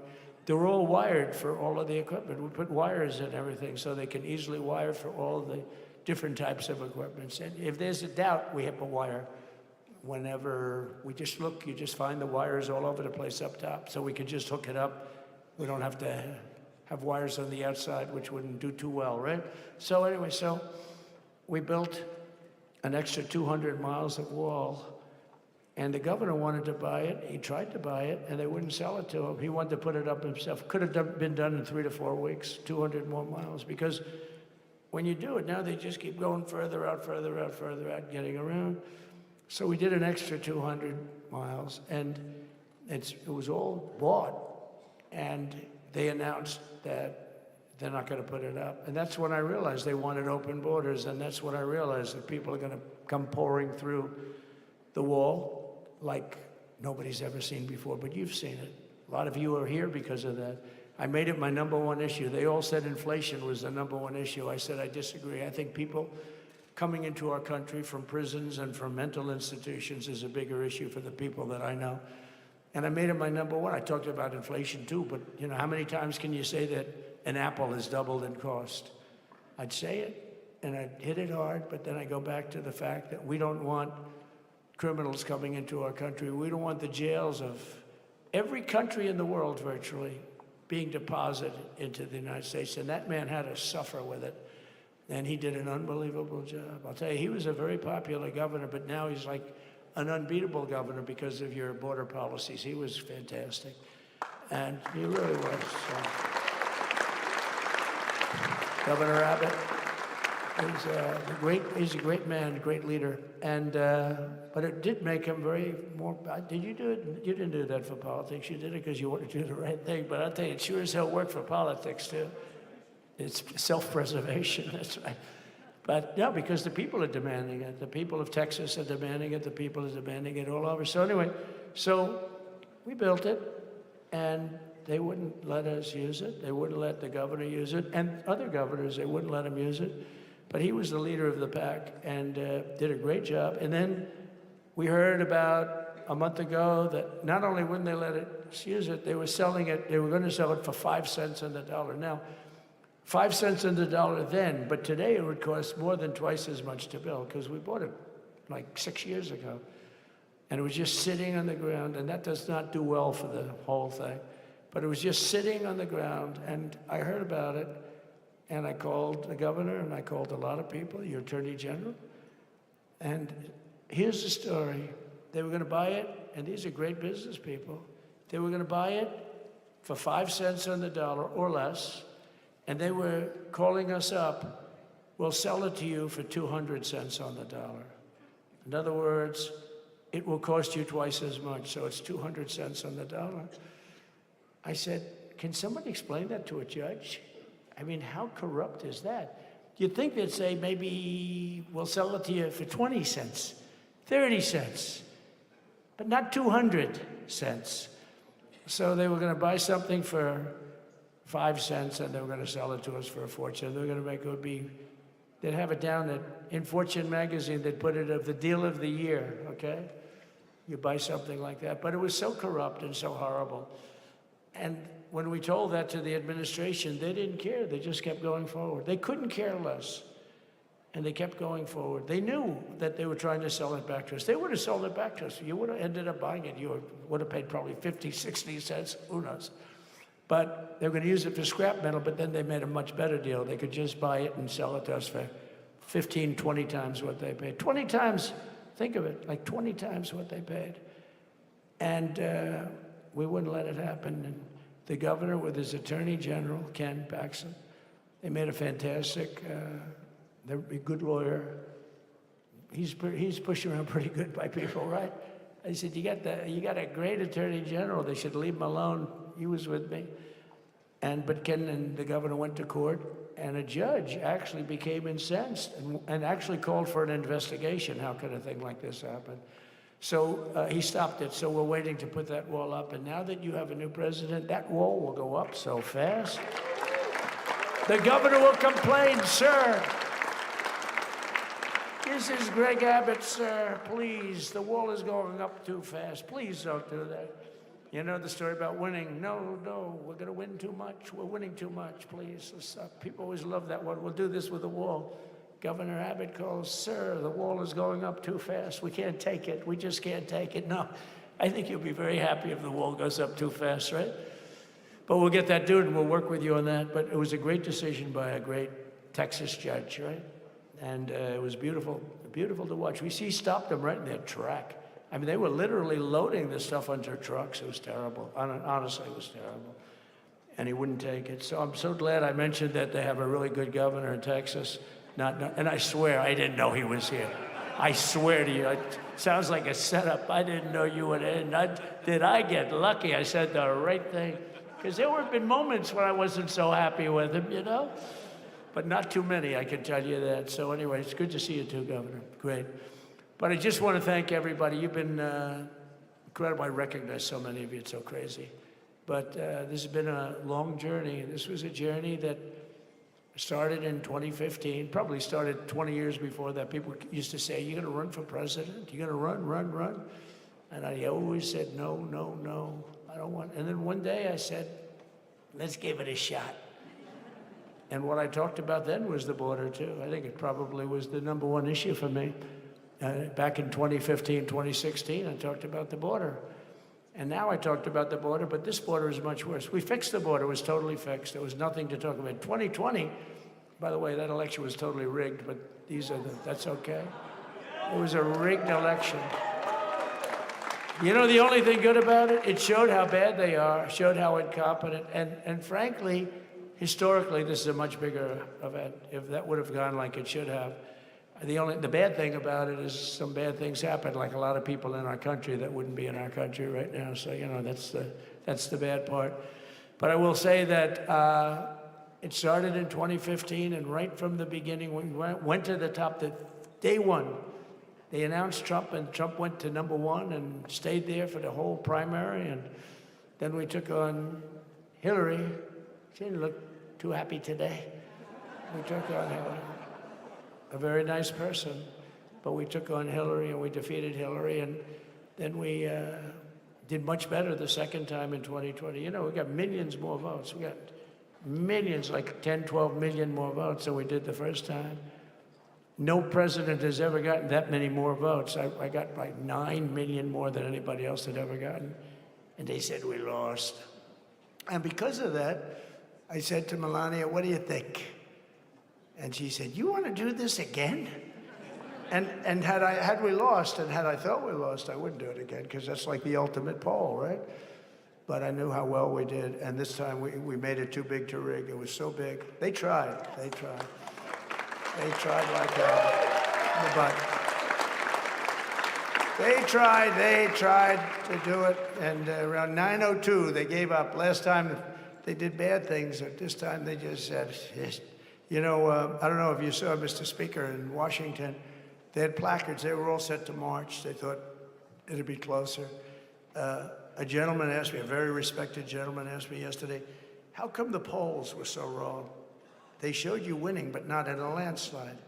I said, because people that are true Trumpers are so angry at the whole polling system and at the writers, the fake news, that they don't want to talk to anybody. So when you call somebody from Trump, who are you voting for? They say, it's none of your business. I'm not telling you. And that was probably 40% of the people they called. So they would discard that one, and they didn't show that.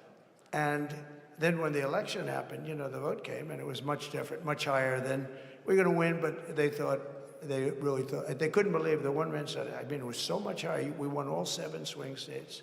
We won the popular vote by millions of votes, which is hard for a Republican. I'll tell you who came through. The unions came through. The auto workers were great. The Teamsters were great. The firemen were great. I think almost every union was great. The only one that weren't great, although Sean was great, and the Teamsters, Sean O'Brien, the head of the Teamsters, was fantastic. But generally speaking, the head of the union was against Trump, but the union would be with us for like 80, 85%. Look what we did with the auto workers in Michigan. Look what we did with the Teamsters. The Teamsters were unbelievable. They were a solid Democrat vote, and they voted for Trump.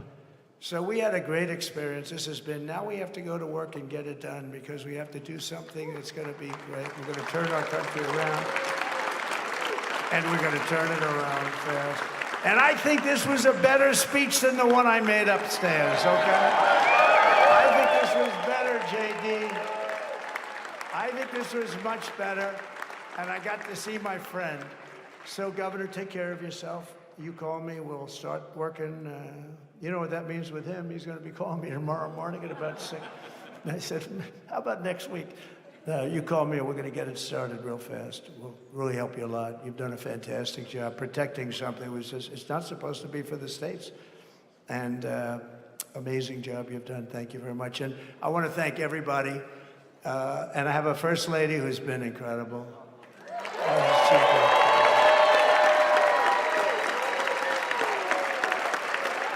I shouldn't say this. I'm going to get hell when I say this, but her feet are absolutely aching, you know, those heels. And we thought we were leaving, we were going home. Sir, would you be able to go down and say hello to some of your other fans that are here? I said, oh, I didn't know that. Wow. Did you get to see pretty clearly the picture, I hope? Good. That's good. But, because you wouldn't want to make the same speech again, right? But she said, darling, I love you so much, but my feet are killing me. I said, honey, let me just see how far it is. I asked the person. Oh, not that long, maybe 400 or 500 yards. That's 5 football fields. I said, can you make it? She said, we're going to make it no matter what. We're going to make it because we have to do it. Right?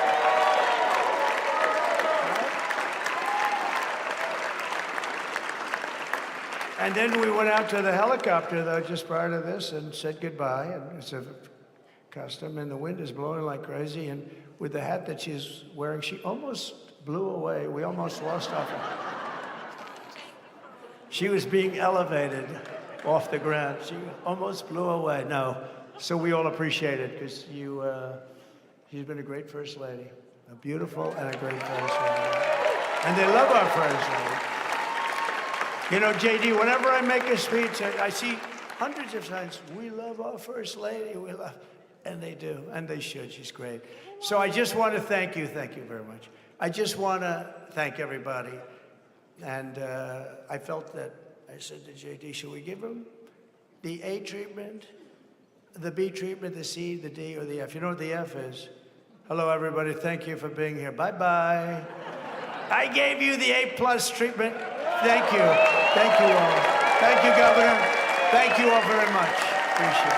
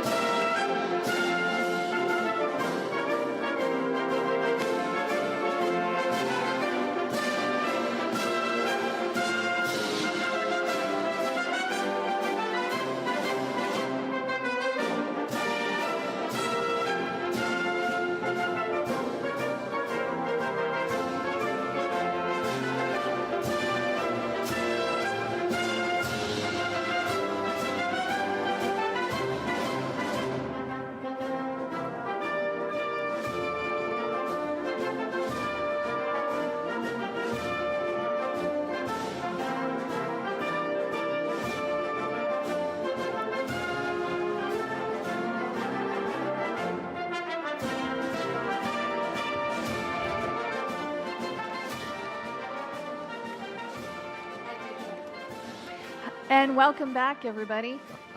We just saw the president talk to his supporters in Emancipation Hall. That's in the Visitor Center at the Capitol. My name is Emily Boisvert, and I'm joined by my colleague, Ron Jackson.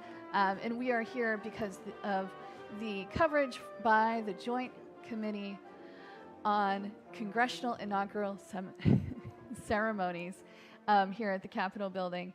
So this portion of the proceedings, there are about 1,300 attendees in Emancipation Hall, and including the governor of Texas, Greg Abbott. One of the things I noticed was that when President Trump was introduced, they introduced him with two, he's the current president, but 45. yeah, he was also the 45th president, and he is only the second person to do that. Grover Cleveland is the other one, and I was reading that, when he was introduced, the same thing would happen. They would say it's the 22nd and the 24th president, Grover Cleveland. But we're excited to be here right now and waiting for the next step. The speech in Emancipation Hall was longer than the inaugural speech upstairs. At least it felt like it. The first thing he did when he went downstairs was call the group, well, wait a minute, this is a younger, more beautiful audience. Now, upstairs the speech was for the country. Downstairs, it was for the base. It was for the base. Now, Emily and I are approaching this for JASIC from an historic perspective, not a political perspective. And I thought what was noteworthy was the comment he made to Senator Charles Schumer, the minority leader of the Senate. And it's something that you've heard in some form or fashion over many years. He says, Chuck, it's time to get along. And not uncommon, but Senator Schumer seemed to echo those sentiments.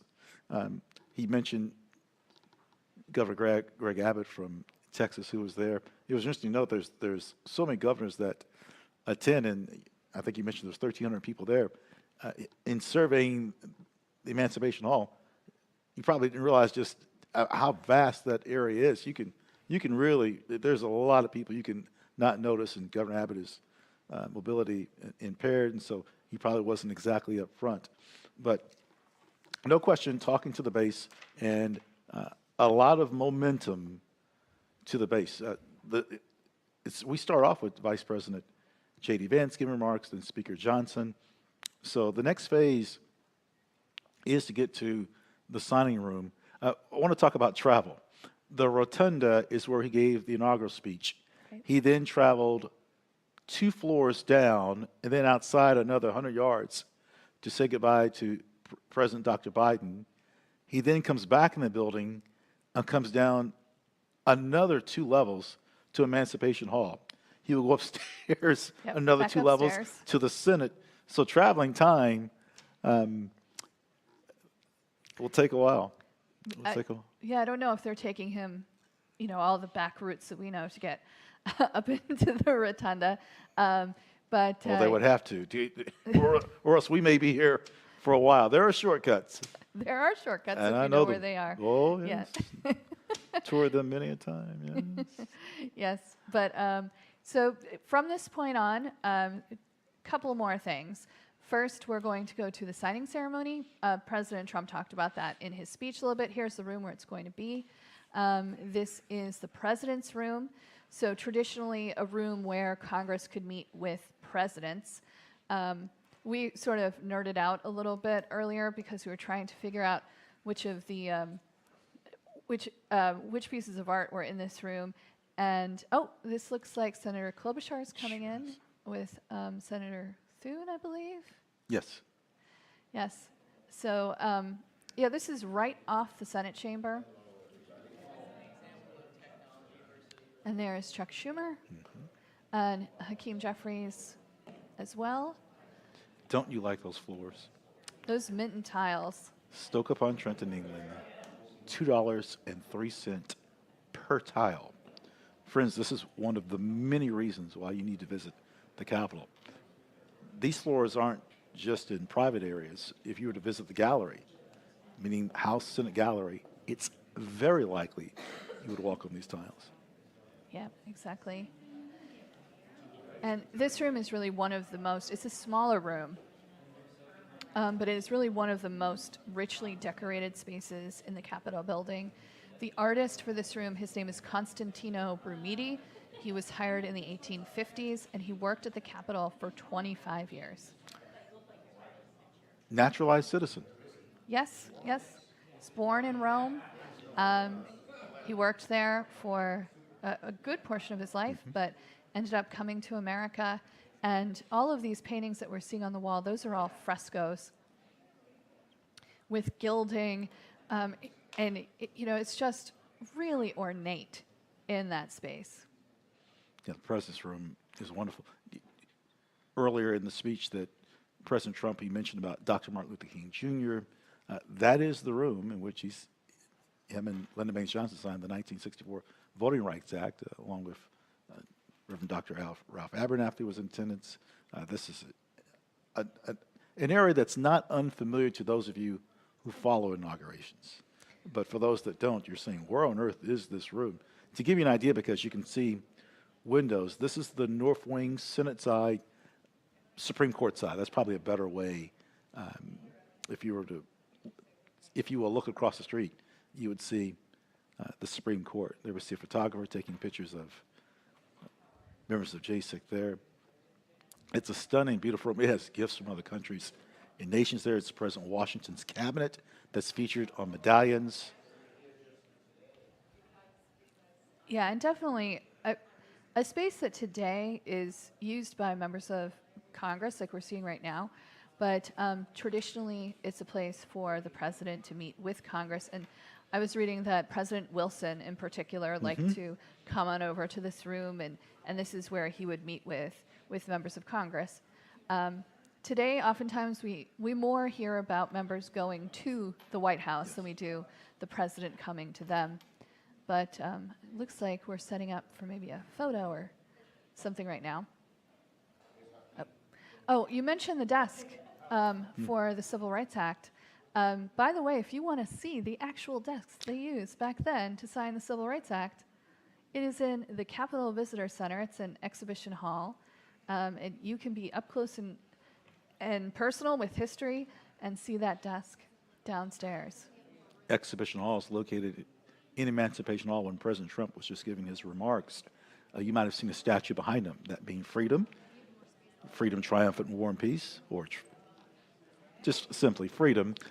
Behind her were columns and that museum space, which is wonderful. When I say wonderful, we teach students. We have an area called Democracy Lab that, Emily, you're intimately associated with programs with students.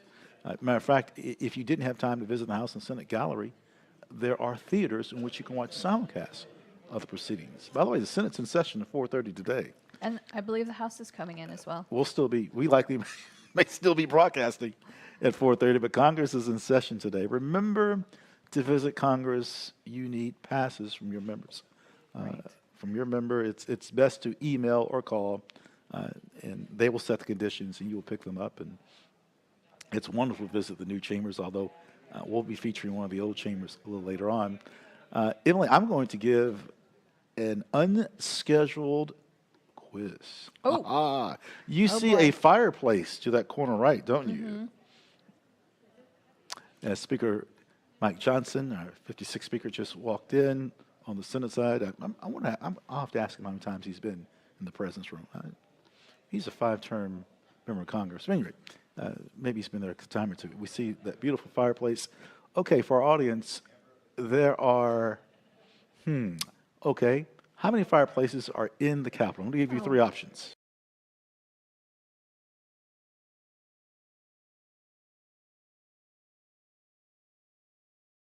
Marcial de Casas. Muy buenos días, desde Davos. Hola, buenos días, José Antonio. Espero que no pase demasiado frío y que nos tengas bien informados de lo que ahí se discute, que estarán, como me imagino, pendientes todos de lo que va a ocurrir en Washington. Sí, bueno, parece que Trump viene muy fuerte, ¿no? Hay para mí 2 titulares en la noche, don Ignacio, no sé si nos compartes, alrededor de qué puede marcar el camino de Trump. Una parte geopolítica, que es la vuelta a la era de los imperios. La vuelta de una era imperial de Estados Unidos, geopolítica. El otro elemento fundamental alrededor de Donald Trump viene la contrarrevolución. En cómo va a plantear una revolución cultural, una contrarrevolución woke. ¿Crees que va por ahí ir el inicio? Perdona, don Ignacio. Me encantan tus certezas. Yo, desgraciadamente, no las tengo. No las tengo porque, como he venido diciendo en tu estudio, la característica fundamental de Trump es su